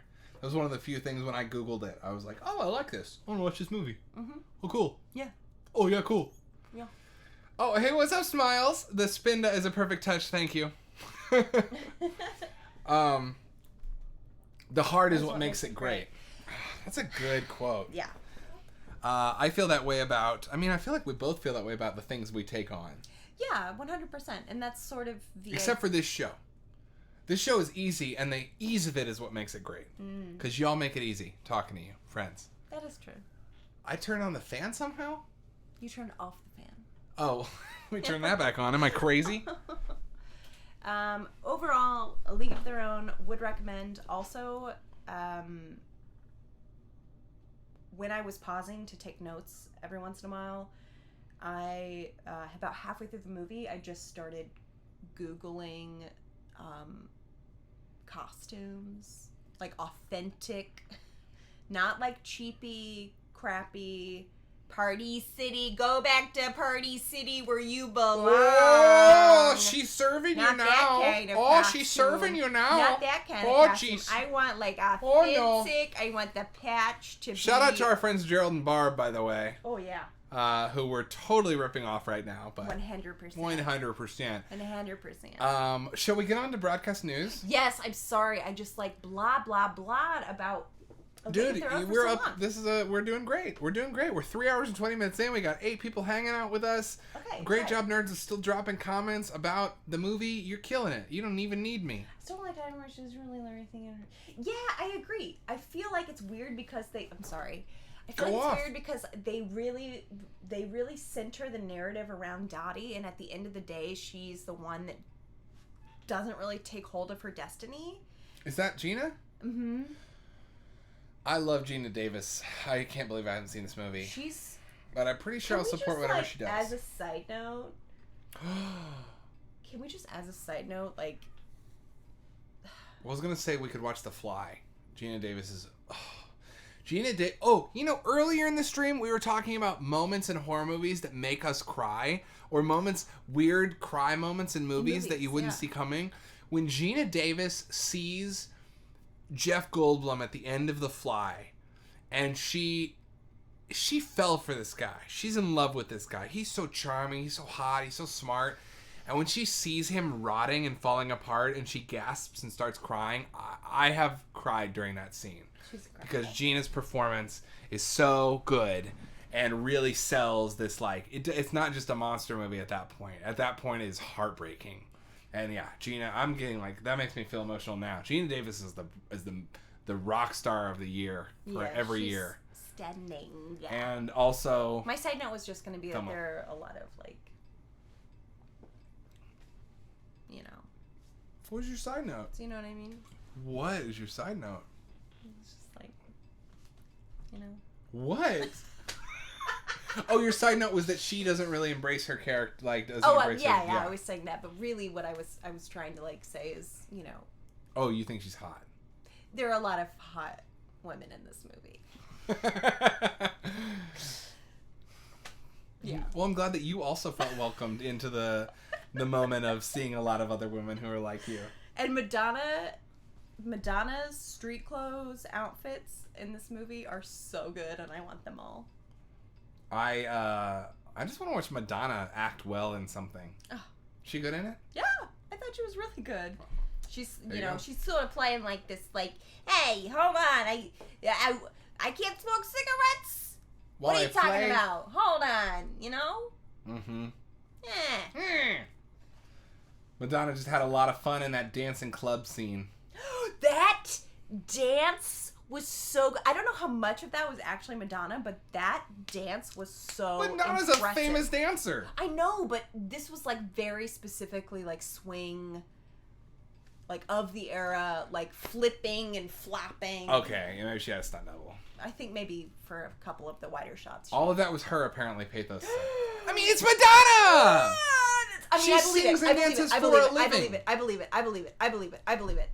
That choreography was great, and I love when she like flies into the crowd and Rosie like pushes her. They off. probably wrote that in because they were like, we cast I'm Madonna. I'm sure they did. I actually thought about that. I was like, they were like, we gotta utilize these talents. Yeah, dude. Okay. Enough about A League of Their Own. I hope, feel free to keep. That was my Well, I feel like you should get a Stephanie's Corner every week because, look, you killed it. You got us 3 viewers while you're talking. What? And A League of Their Own. But God damn it, it's Halloween. And we need to talk about broadcast news so that we can get to Drag Me to Hell. Right. Because our movie club pick of the week is Drag Me to Hell. But last week we watched broadcast news. Now, did anyone out there watch broadcast news, and would you like to talk about it? I have thoughts. You have thoughts. Yeah, but we can, But we can switch it up. We can switch it up. We can. You want to talk about feminism and women taking in male spaces? Mm-hmm. Holly Hunter in this on fire, and the cynicism of the Tom character, like the Tom being so likable and like a big sweet dummy, a kind jock who is actually an all-American guy, and he really cares, and you love this guy, and you fall in love with him like Holly Hunter does. Yeah. This movie encourages you to be Holly Hunter. They're actually, you know what? Broadcast News and A League of Their Own are, again, accidentally really good companion pieces. We lost 2 viewers as soon as I started talking about Broadcast News. Oh. Well, so anyways, they're really good companion pieces because they are about, like you said, women kind of trying to occupy traditionally male spaces and different waves of feminism. Mm-hmm. So this being like what? This is 87. When is League of Their Own? Yeah, but A League of Their Own is examining a different time through a lens, and this is examining like the current time through the same lens. Oh, that's really interesting. That's fantastic. Yeah, that's amazing. One's like revisionist history and one's contemporary. Right. And why? But they're of the same era. And this is Broadcast News. I mean, you wrote down some thoughts about it too. This is also like very novelistic. We said this is something we'd get into in the stream. Mm-hmm. I think a Broadcast News is very novelistic in a way that a lot of movies used to be, in terms of like, what I mean by that is that it's down to follow its characters across giant swaths of time and see how they develop in different ways and see them go through changes. The fact that it starts with our main characters as children and ends with them 9 or 10 years later has some jumps in there. It's not just it's kind of amazing in how expansive it wants to be just about 3 people. Mm-hmm. But it also obviously has a lot to say about the commodification of information and emotion in the news, and how our nightly news turned from Walter Cronkite and my God, Good Night and Good Luck. Oh my God, why can't I remember his name? Went up against McCarthy. I'm blanking. If y'all know, please tell us. Good night, good night, good Legendary broadcaster. Holy shit. How it turned from that to, Bill O'Reilly. You know, how it turned into Fox News and the situation we have today. Mm-hmm. Which is why I think you were like, last week, we're like, oh, my stat pick is network. Network, yeah, 100%. Yeah. Because there's so much in this movie about, like, the birth of personalities in television and in news specifically. And the fakeness of that. Right. And it's interesting because now, well, not to get too, like, pointed, but I feel like Fox News the pendulum is swinging back to where they're saying, why are people making this about themselves, about their opinions, about this, and saying, this is the news, let's stick to the news. But clearly it's all very, like, opinion based. Yeah, and that's what you're selling, is your opinion. Right. And it's not Jennings, Brokaw, or Cronkite. Before that, 50s broadcasters smoked cigarettes every broadcast. Went up against McCarthy. Sheesh, I feel like such an idiot. Well, let's go ahead and move on from Broadcast News. Okay, yeah. Do you have some thoughts you want to share? I had a couple of thoughts. Okay. First of all, I just quickly wanted to talk about, like, how the relationship between Tom and Jane. Mm-hmm. Tom and Jane. Never really thought about that. Yeah, how that develops and how, like, sexual it is through the lens of work and news. Like, there's the first time that they go on air together, and she's like fondling the button, the live button. She's like, it's so sexual. I didn't think about that. It's so sexual. I think I wrote down, like, he's like, you were in my head. You were in me. He says, you're in my head, you're in me. And then after the first time that they go live together, when she's fondling the button and she's really in, like, she's forceful. She's like, this is what brings me pleasure. About gender roles. This is what brings me pleasure. She's literally fondling a button. He becomes much more passive in that. Yeah. And then in their personal life, he's much more like, I have to be masculine. I have to be in control. And in that working sexual environment. Yeah. And he says right after that, he says, oh, come on, I've still got some juice in me or something. It's, like, very explicitly sexual. Like, smart. But the other thing is, I just wanted to say, I thought it was a really interesting, if you think about the 80s as like this burgeoning era of like the working woman, Right.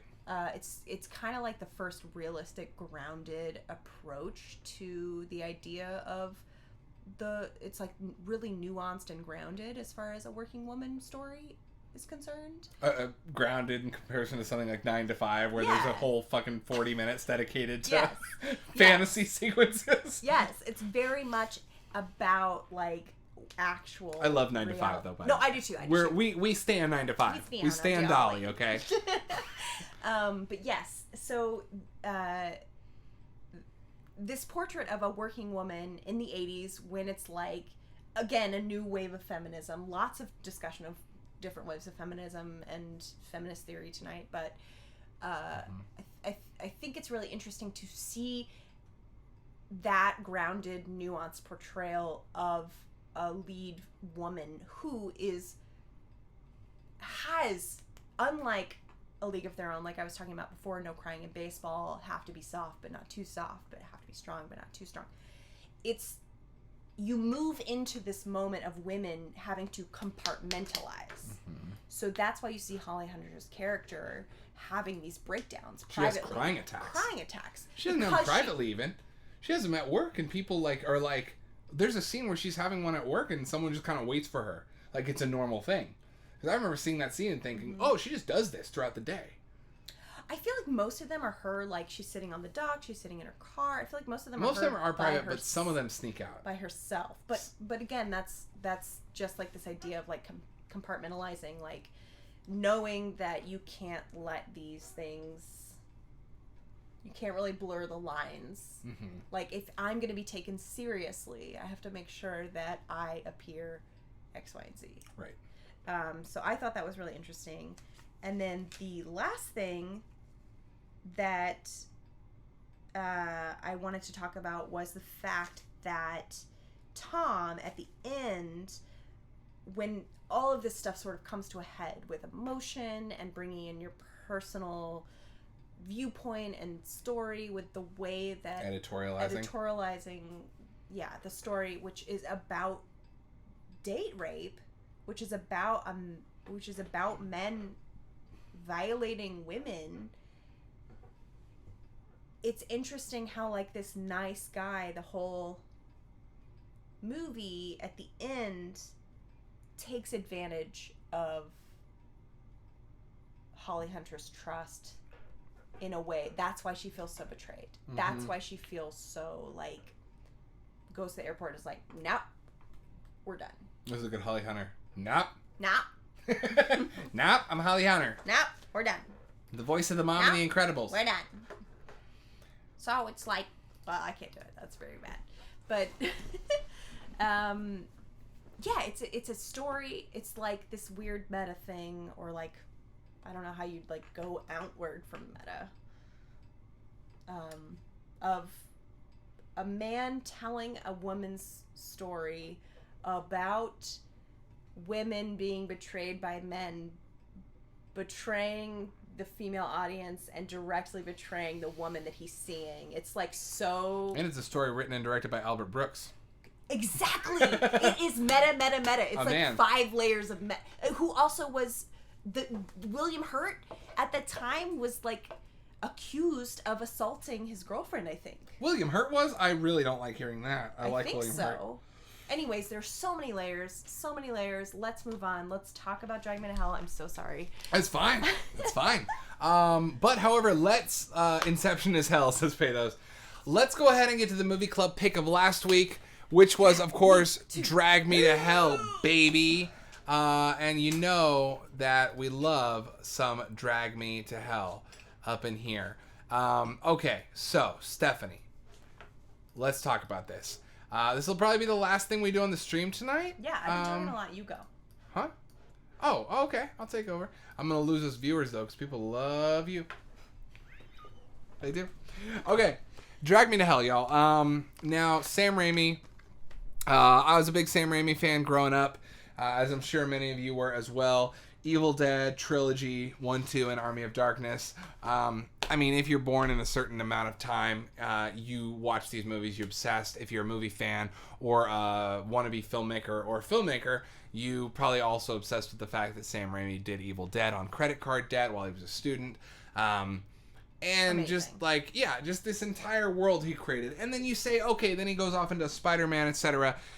Drag Me to Hell was a return to form. Now, granted, Raimi had already had done Spider-Man 3 at this point, right? So he'd already been kind of like, we'd seen Raimi not do something great. We'd seen him do something that overly reliant on CG set pieces.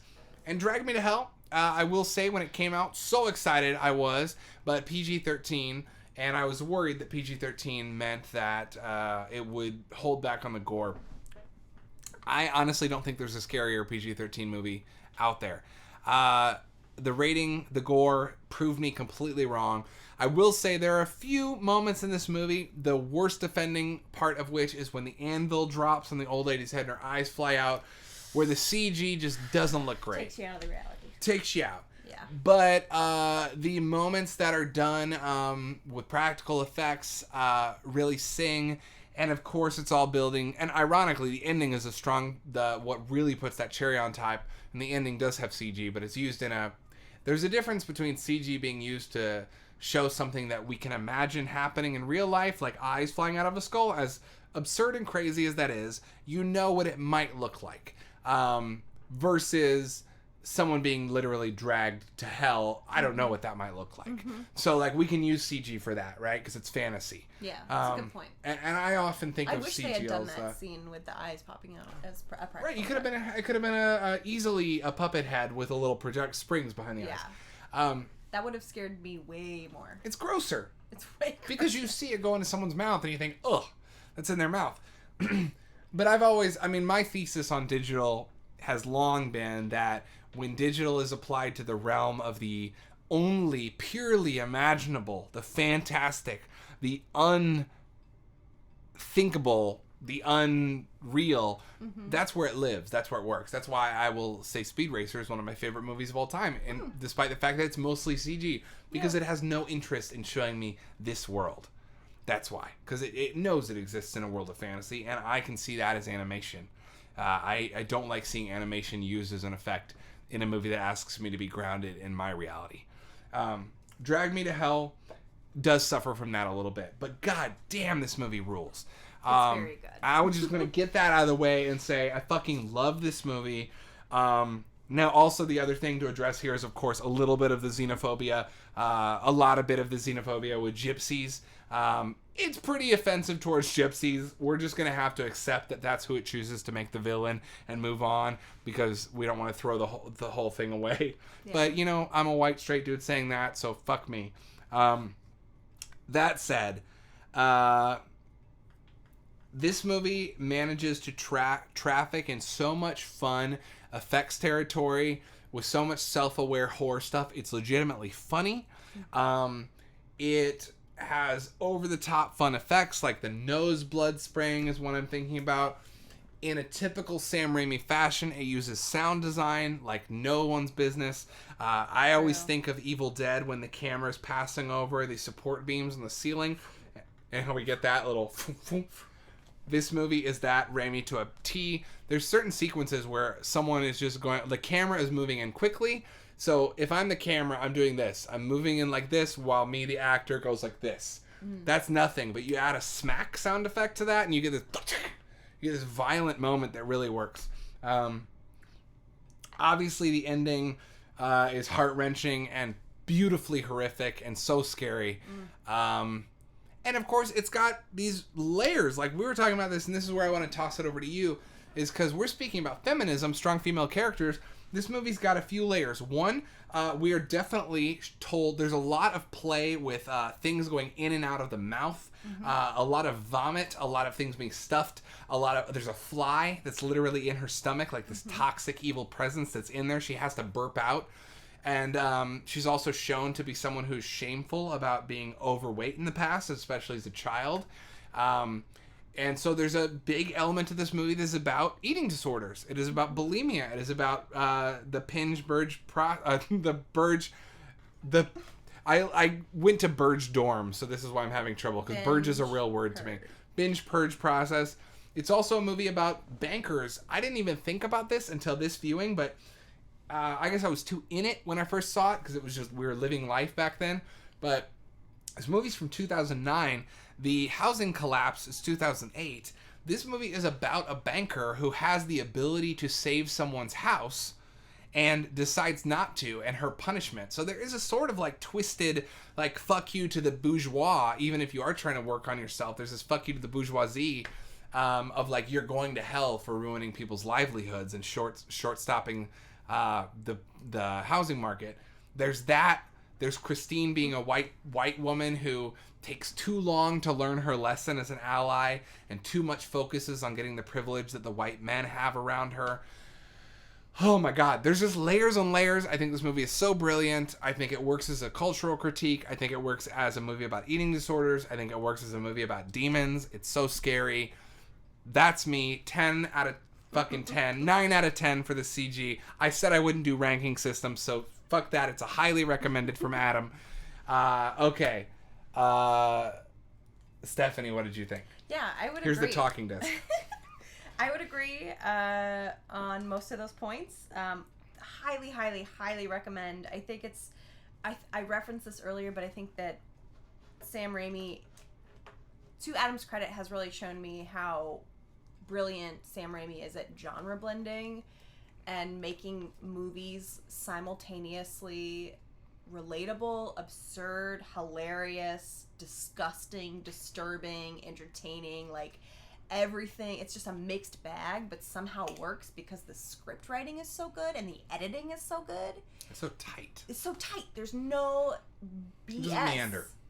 Yeah, it's just like, here is the story, here's what we're, like, it's just, you're on a journey, you just start. Like, you start the movie and you're like, whoa, buckle up, here we go. Where does this movie, starts with her at the bank turning down the loan, right? It starts with her, like, no, it doesn't. It starts with her, like, walking to work and looking in the case, the bakery donuts. case, and saying being no. like, mm-mm. And then it's all these, like, visual cues of her wanting to, like, it's her in the car. 3 cues of her wanting to be a better version of herself. Mm-hmm. It's her in the car, learning to lose her accent, which is something that I had to also do. I was encouraged to do. So you do this thing where you, like, say sentences, but you say them how you normally say them, and then you say them how you would say them if you didn't. You work on your vowels. What's the thing in the movie is, good sounds abound when the mouth is round. When the mouth is round. And it's her looking in the rear view, literally her past. And then it's her walking past the pastries, and then it's her third visual cue is her looking at the assistant manager desk. Yes, the position she wants. Like, she's trying to get so far away from her past and her destiny. It's interesting that this is a movie that about an inescapable destiny, when she tries so hard to, like, leave this, you know, in her mind, this fat, poor farm girl. And that's how she's looked at by her boyfriend's parents. Justin Long's parents Yeah. at first. And then she can't help but do the self-fulfilling prophecy thing where she is disgusted. Like, you can read the movie as a metaphor just as much as you can read it literally, because when she's at that dinner with her parents, or her boyfriend's parents, she's literally disgusted by her own harvest cake, despite the fact they're ready to enjoy it. Right. She's disgusted with herself, and how could I bring this trashy version of what I used to be to this place? Mm-hmm. And you're right, the script is so, and the 3 visual cues are absolutely, my accent is me getting rid of my past. Mm-hmm. My bakery saying no is me exercising control over my present. Yeah. And my assistant manager coveting is me looking towards my future. Yeah. And she's fucked the whole time. Yeah. And she's fucked because she never gets over her internal trauma of being that poor girl with an alcoholic mother who was overweight when she's young. Exactly. And I think that it's not only, there's so much, like, especially with the visual metaphors of, like, the binging and purging, like you were saying, about eating disorders and about body image and all the stuff with eyeballs. There's a lot of eyeballs. Like, the woman has a glass eye, and there's the I forget what the eye in the cake. Evil eye, the magic eye, the evil eye. There's the eye in the cake. There's a lot of stuff with, like, eyes and viewership. And yeah, well, Viewership. her feeling observed. Exactly. Her feeling watched. That's what I was trying to get at. Yeah. That's brilliant. So that I find really interesting, but I also think more holistically it's about trauma and about how trauma manifests, because trauma for her is manifesting as an eating disorder, but it's also manifesting in, they literally say it, like, because she was attacked in the car, they're saying, well, this is just her reaction to PTSD. Right, they try to write it off. Right, and so there's so much there with mental health, eating disorders, trauma, PTSD, you know, the way that you view your past. It's really smart. It's really well done, and what was... And there's layers, like there's self-harm. We talked about that after the movie when she kills the kitten. She does it ostensibly because she thinks that she can stave off this demon or appease the demon by sacrificing an animal for it. So she kills the kitten, and Right. it's played on so many levels, because the demon comes into her, the Lamia demon comes in her house, throws her around the room, knocks the shit out. There's this pan shot of her looking at the destruction of her living room, and then it cuts to, here, kitty, kitty, kitty, and it's played for a laugh, because, oh man, if I'm through that, yeah, I'm ready to kill a cat too if a demon's coming after me like that. Holy shit. There's the laugh of like, oh, it's a dark humor. There's also the physical trauma of being shaken up, and there's also the internalization of trauma. If you think about when she kills the cat, we never see knife into cat. Now, granted, probably part of that is a taste issue on the filmmaker's part. We don't want to show a kitty being murdered. But also, the way it's played feels like stabbing herself, because it's done off camera. I feel like it could work as a metaphor for self-harm there as well. Yeah, and there's also, like, so much, like you said, of, like, liquids and things being... Mouth stuff with the gums and the gumming of the chin. The gumming of the chin and all of that. And one of the first times she's, like, traumatized in her home... after the incident, after the old woman puts the button in her mouth. Well, she shoves it back in her mouth. Yeah. She, like, breathes on it and shoves it back in her mouth. It's like... Wait, she doesn't shove it in her mouth. The old woman never puts the mouth... No, she puts it in her hand. Oh, doesn't she put it in her mouth? No, she shoves the button, the envelope, into the old woman's mouth in the end, in the grave. But to the old woman never puts the button in the mouth of Alison Lohman. No, her own mouth. She breathes on it. Oh, she goes... Yeah, she does. Anyways, whatever. Mouth stuff. Okay, mouth stuff. Yeah, sure. There's a lot of mouth stuff, But I like mouth there's stuff. a lot of mouth stuff. But there's one of the first scenes where she's alone and she's, like, kind of haunted by this demon. She's trying to cook. Mm-hmm. And that happens a couple of times. So it's so much around food and cooking and being in the kitchen. The pots and pans literally bang together to disturb her. I love that effect, too, yeah. Yeah. And the way they silence. Mm-hmm. I was wondering how they did that with the puppetry of the pots and pans. Yeah. Of the clanging to silence. It's funny because you think that's probably one of the simpler effects in the movie. Yeah. And Vineet called out he loved the practical devil goat. Is that a practical effect? I thought that goat's face was a CG face. Maybe, I think Vineet's either being... It's probably a little bit of both, actually. I bet what they did was and this is something that's always this feels controversial to me, is that practical effects are done and then punched up with CG. And I always feel like if you're going to punch it up with CG, it's just you're putting a sheen over it. But I want to say one nerdy thing here about Sam Raimi, and that's that the dancing ghost, the dancing demon, when the Lamia inhabits that guy who fucks up and doesn't kill the goat, that dancing guy, as well as the goat talking, as well as the laughing atmosphere of that whole sequence very much feels like Deadites to me. It feels like the Deadites from Evil Dead and Evil Dead 2. And I really feel like not only is that just Raimi's demonology and his internal mythology, but I feel like this movie takes place in the same universe as the Evil Dead movies do. I would actually love to see a movie. I'm just going to throw this out there. This probably shouldn't exist, but Hot Pitch, Ash travels to hell to save this person and to defeat the Lamia. Ooh, Crossover. I'd watch that. Ash in hell. Bring! Sam Raimi. The most epic crossover, says Pathos. Yes, I would kill for it. I wouldn't really kill for it. Not even a kitty.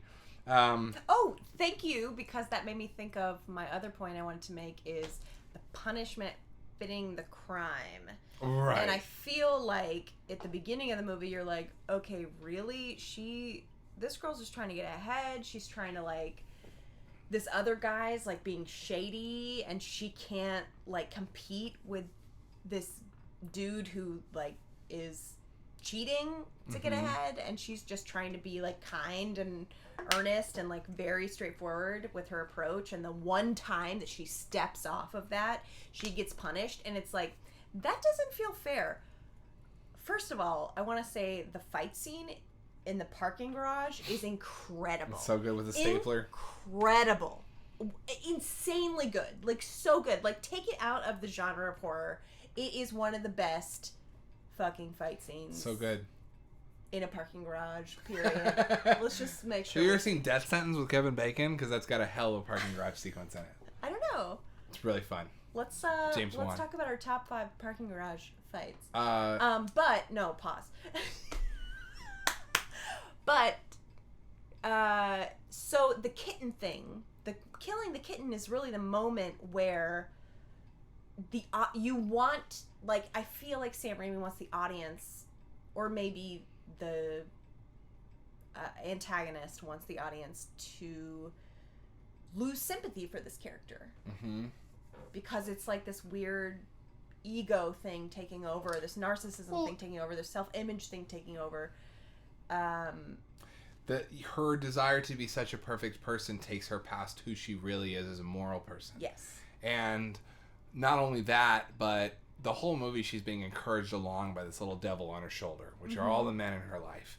Right down to Justin Long's father, him saying, she didn't pay her mortgage. You get kicked out of your house if you don't pay your mortgage. What did she think was going to happen? Such a and that's the thing. It's weird because it's a heartless thing to say in a vacuum, but it's a supportive thing to say to your partner who's feeling bad. So, like, it's this weird, it shows, like, this is why we have bad things in the world, is because people act out of love for the people closest to them, but not out of a grander humanistic love. Yeah. And she wants to act out of a grander humanistic love, and everyone's trying to pull her into this little, like, be in the family, take the privilege. Yeah. And how... But she does... I want to say one more thing. Like, that it harkens back to, like, Tales from the Crypt style morality tales. It doesn't matter that it's her first time ever fucking up. For sure. It matters that she did it. Yeah.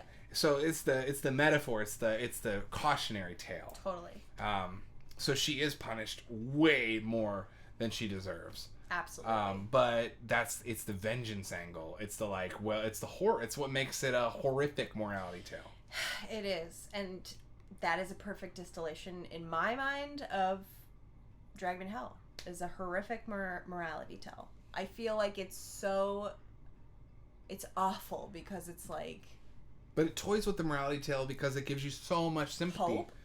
Well, hope or room for sympathy. Because it says, she fucked up. She made an old woman who was dying homeless. Right. But she's recovering from an eating disorder. She hates herself. She's nervous. She's just trying to be good. And in the end, she understands that she fucked up. With this other dude who's not even trying to be sympathetic in any way, shape, or form. No, yeah, she's still the better person, but she's still, like... That's the thing, but it's also how we with privilege think our baseline for what's moral and decent is different from those who don't have privilege. It's kind of like the American dream as a nightmare in the context of the housing crisis. And yeah. What a brilliant movie. 2009. She does get beat up badly throughout, and then Pathos says, what's the best fight you've ever seen in a movie? And Vineet very cleverly said, the opening of Highlander. Nice. Ted Raimi does not cameo in this one. No, he does not. Ted Raimi, they're brothers. Ivan Raimi did co-write the script, though. Best fight scene? I'm going to have to get back to you on that one, Pathos. That is a big question. That is a giant question. And we could have a whole episode about it. And perhaps we will. The only other thing I wanted to say is the only reason it made me think of this is because you were talking about fight scenes. And I was thinking about how every time she encounters this woman, she loses some of her hair. Yeah. And I love that they pointed out when she says, that's the last of my hair you'll be taking. It's almost like she's overcoming her eating disorder because this woman looks more and more frail, and a lot of times, well, this is like, I feel like this is like trigger warning. I think we're okay. Like content warning. Say it to trigger the... warning. If you don't want to hear about eating disorders right now, like maybe tune out. But I feel like, you know, oftentimes, specifically women, well, not specifically women, because we actually discussed this as well this week about how when people think of eating disorders, they think of thin white women who are teenagers or in their early 20s, and eating disorders are so vast and so nuanced, and there's so much going on there. Like, it doesn't matter who you are, like everyone is susceptible. But I do think it's interesting to view this film as a story about a woman with an eating disorder, because this woman who's haunting her gets more and more frail. There's so much with her nails and all this stuff of like when somebody's purging because of the bile, their nails crack. Their nails start cracking, and they don't have nutrition, so they start losing their hair, and there's just like this woman is literally ripping her hair out. Wait, the old woman is the eating disorder. That's what I'm saying. Yeah. The old woman is terrorizing her anytime she's trying to eat or move on with her life or in a kitchen. And when she finally in that grave says, fuck you, shove it down your throat. Yeah, exactly. Swallow it. And she looks really like... She says, that's the last bit of hair you're going to take from me. I love this. And then she also, like, when she's in that tank in the rain, looks like... more normal. I don't mean to be weird about the way her body looks, but the costuming there, she looks like a healthy, normal girl for the first time in the movie. Like in that costume in the rain. Well, there's no, you know, we don't. I know. That's what I mean. I don't mean to normalize anything. I'm just saying she doesn't look hyper thin. Yeah. She's not made to look that way in that scene. Yeah. She's made to look healthy, and she's like, I'm just saying. I don't know. No. I think it's fine. Here's me painting myself into this corner. But I just wanted to bring that up. How I felt like this creature, this woman, this entity was like a personification of, if you were to view it through the lens of mental health and an eating disorder, it is like she is the eating disorder, or the trauma, or the PTSD, or whatever. And you brought it up an interesting fact that, well, I don't want to spoil the end. Well, let's not spoil the end, but I was just going to say that we that even the end could be interpreted as not metaphorical. We referenced the ball, close your ears, at the end of A League of Their Own, and we referenced kind of the meta nature of broadcast news. We can talk about the ending. Do y'all know how Drag Me to Hell ends? Look, if you don't know how Drag Me to Hell ends, this is your spoiler warning to tune out. I think you're talking about how the ending can be interpreted literally, right? Well, what I was just going to say, like, because of those references, we kind of, I think Pathos said, like, Inception, very Inception or whatever. Right. It's this idea of, are these things manifestations of her mental health and her trauma, or are they actually real? What is real and what is imagined? And at the end... At the end of the movie, when spoiler, here is your warning. I'm about to say it. Spoiler. Here it is. 3, 2, 1. At the end of the movie, she's actually dragged to hell. She is underneath a train, and Justin Long watches in horror, and you could interpret this as that she actually had a depressive episode and jumped in front of the train because she realized things would never get better. And that, I think, is what, like, and then he watches on in horror, and the whole movie, he's never really there for her. He's there in a very superficial, I got your back, babe, sort of way. But he never really understands. And it's very much her trying to overcome something. What the fuck, spoilers. It is very much, about her overcoming something and failing. Trying to overcome something. And being beaten by it. Yes, and that's the horror of being beaten by your own mind. Yes, your mind. That's what's so scary. Your depression, your anxiety, your eating disorders, whatever, your trauma, your PTSD, everything, like being triggered, like, You know, just layers, Layers, baby. layers. Drag me to hell. It's a layer cake, which you can eat and enjoy because we take a holistic approach to food. Okay. Macro, biot.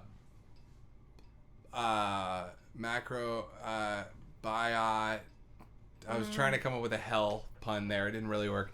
When I first saw it, I was like, oh, because now he can see it, everything was real, but this reading is incredible. I think it works both ways, dude. That's what we're saying it is a very ball rolling out of the hand, top spinning kind of moment. We don't reference Inception as a good ending on this show. I'm just joking. I wasn't saying it was a good ending. I was saying it's controversial. No, I'm just being a dick. I'm just being a dick. No, yeah, it is controversial. Yeah, like, I think it works both. This movie is incredible. Okay. Obviously, highest possible recommendation. Yes. What do you want to do movie club pick for next week? It's The Howling. Well, yeah, I know. I feel like we're in the outro section of our show. Yeah. Let's do The Howling. Look, we've been streaming for 4 hours. We did it. Look, last week we only did 1 hour because of the debate, and we said we'd make it up by going at least 3 and try to push it to 4. Really happy. Thank you for joining us tonight. Really love doing this. Okay, so to recap for the end of the show, y'all. Which, by the way, I just want to pause and say that Adam and I intentionally tried to put pins in things. We discuss a little bit here and there, but we really try to say, okay, we'll like touch on this and this and this, but we'll save our actual discussion for live streaming. Yeah, we do. We do. So this is all organic, just off the cuff, just us actually saying, like, this is what I thought, this is what I thought. So we want it to feel organic and in the moment with you, so we watch things together. While we do watch things together, we intentionally sort of hold back discussing them until we come on the stream with you. Save it for the stream a lot in this house. Yes. We do. Save it for the stream. You have been tuned into You Are in a Video Store right here on UltraLoop. UltraLoop is doing live game streams, hangout streams, and of course this video store stream every Tuesday. We do this every Tuesday. Start at 7. We try to go as long as we can. Start losing our voices. Until we start losing our voices. I am Protextor, one of your hosts. Yes, and I am Stephanie, DJ Stephanie Michelle, on Twitch. You can find me on Instagram at Flock of Schmeagles. Flock of Schmeagles, great username, underscores between the words. Thank you. Protextor, you can see right here if you want to donate on the tip jar or follow. Please do. Thank you. And again, we're here every week. And in October, we're doing a special Weshel thing. Special Weshel. Special Weshel, baby. We're going to be having theme weeks every week. So now, we've done the show for a few weeks now. And we always have a movie club pick. Obviously, last week's was Drag Me to Hell. This next week, if you want to join us for the discussion next week, it's Werewolf Week. And we're going to have a theme week every week. So Werewolf Week is this. We'll do it quiet. We're going to get Alan to Howl at the top of next week, though.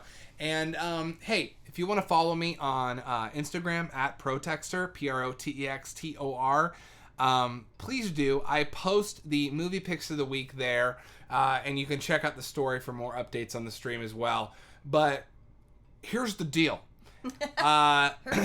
Here's the deal, America.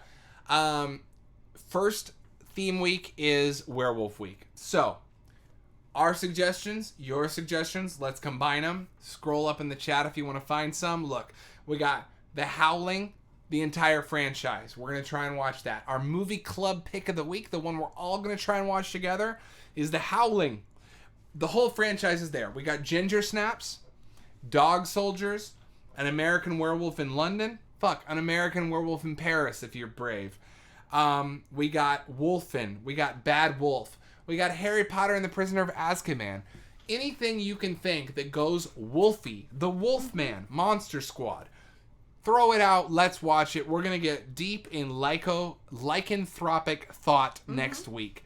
We liking it. We liking it. Okay, we liking it a lot. This is a joke from Slumber Party Club. It is. So, we would say our movie club pick is The Howling. Our theme is Werewolf Week. And I think we each get a staff pick as well. So what are our staff picks to go? Oh, Underworld, Twilight. See, these are great. We want to talk about this. I watched Twilight when it came out because I'll tell you this story. I lived in Round Rock at the time. I was brand new to Austin. I just graduated college and moved here. I used to kill time by going to Walmart in the middle of the night because I moved here with a partner who promptly went off to Europe. And so I was alone in an apartment in Round Rock. I went to Walmart on Tuesday nights to see what new movies came out, so I could buy some discs and entertain myself. One night I pulled up to Walmart at Tuesday at like 11:50, and there's a line of teenage girls and their moms wrapping around the store, and I was like, "What is this?" And it was Twilight, and I had to watch Twilight after seeing that. I had to know what was so popular. So yeah, That's funny. There it is. My college roommate watched Twilight, and fun tie-in to A League of Their Own. The only scene I've ever seen from any of the Twilight movies is we used to. So this is not weird at all. We used to cuddle. Who did? Me and my college roommate. We used to like on days where we were sad or we were feeling overwhelmed. We used to like make popcorn and like snuggle in bed. That's cute. And watch movies. And that's very adorable. So she was like, "Why don't you watch this scene with me?" And the only thing I've ever seen from any of the Twilight movies ever is the baseball scene, which is so weird and silly. It is weird. We gotta play baseball in the rain because we're so badass. Yeah. So I was like, redacted. What is this? And she was like, "I don't know. I just really like these movies." And I was like, "Okay, redacted. Well, we'll just watch something." That is funny. Later tonight because I'm not really vibing with this. I love that story. Vineet says, "What about The Village?" Sure. Anything with werewolves in any way, shape, or form, yes. So let's go ahead and say it's Werewolf Week. Follow me on Instagram. I'll post about it. And comment like what you think werewolf movies we should be watching. Yeah, what should we be watching? You can comment and tag me. Find me on Instagram. Let me know there. And we're going to watch a bunch. We'll be back next week to talk about werewolf movies with you. But what are our staff picks before we go? And your staff pick can be werewolf or it can be something else. Whatever. Yeah, I feel like I it's weird because I kind of want my staff pick to be Silent Night, Deadly Night, but I also want to save that for the end of October. So I feel a little torn. I got you. I feel like if you haven't seen A League of Their Own or Broadcast News... you gotta pick something else.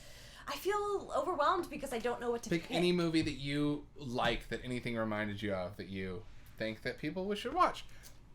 I'll give you mine. My staff pick this week is, just because it came in the mail this week, my staff pick is going to be The Devils. This is a fantastic masterpiece that was very slept on in its time, or rather very hurt by its distributor.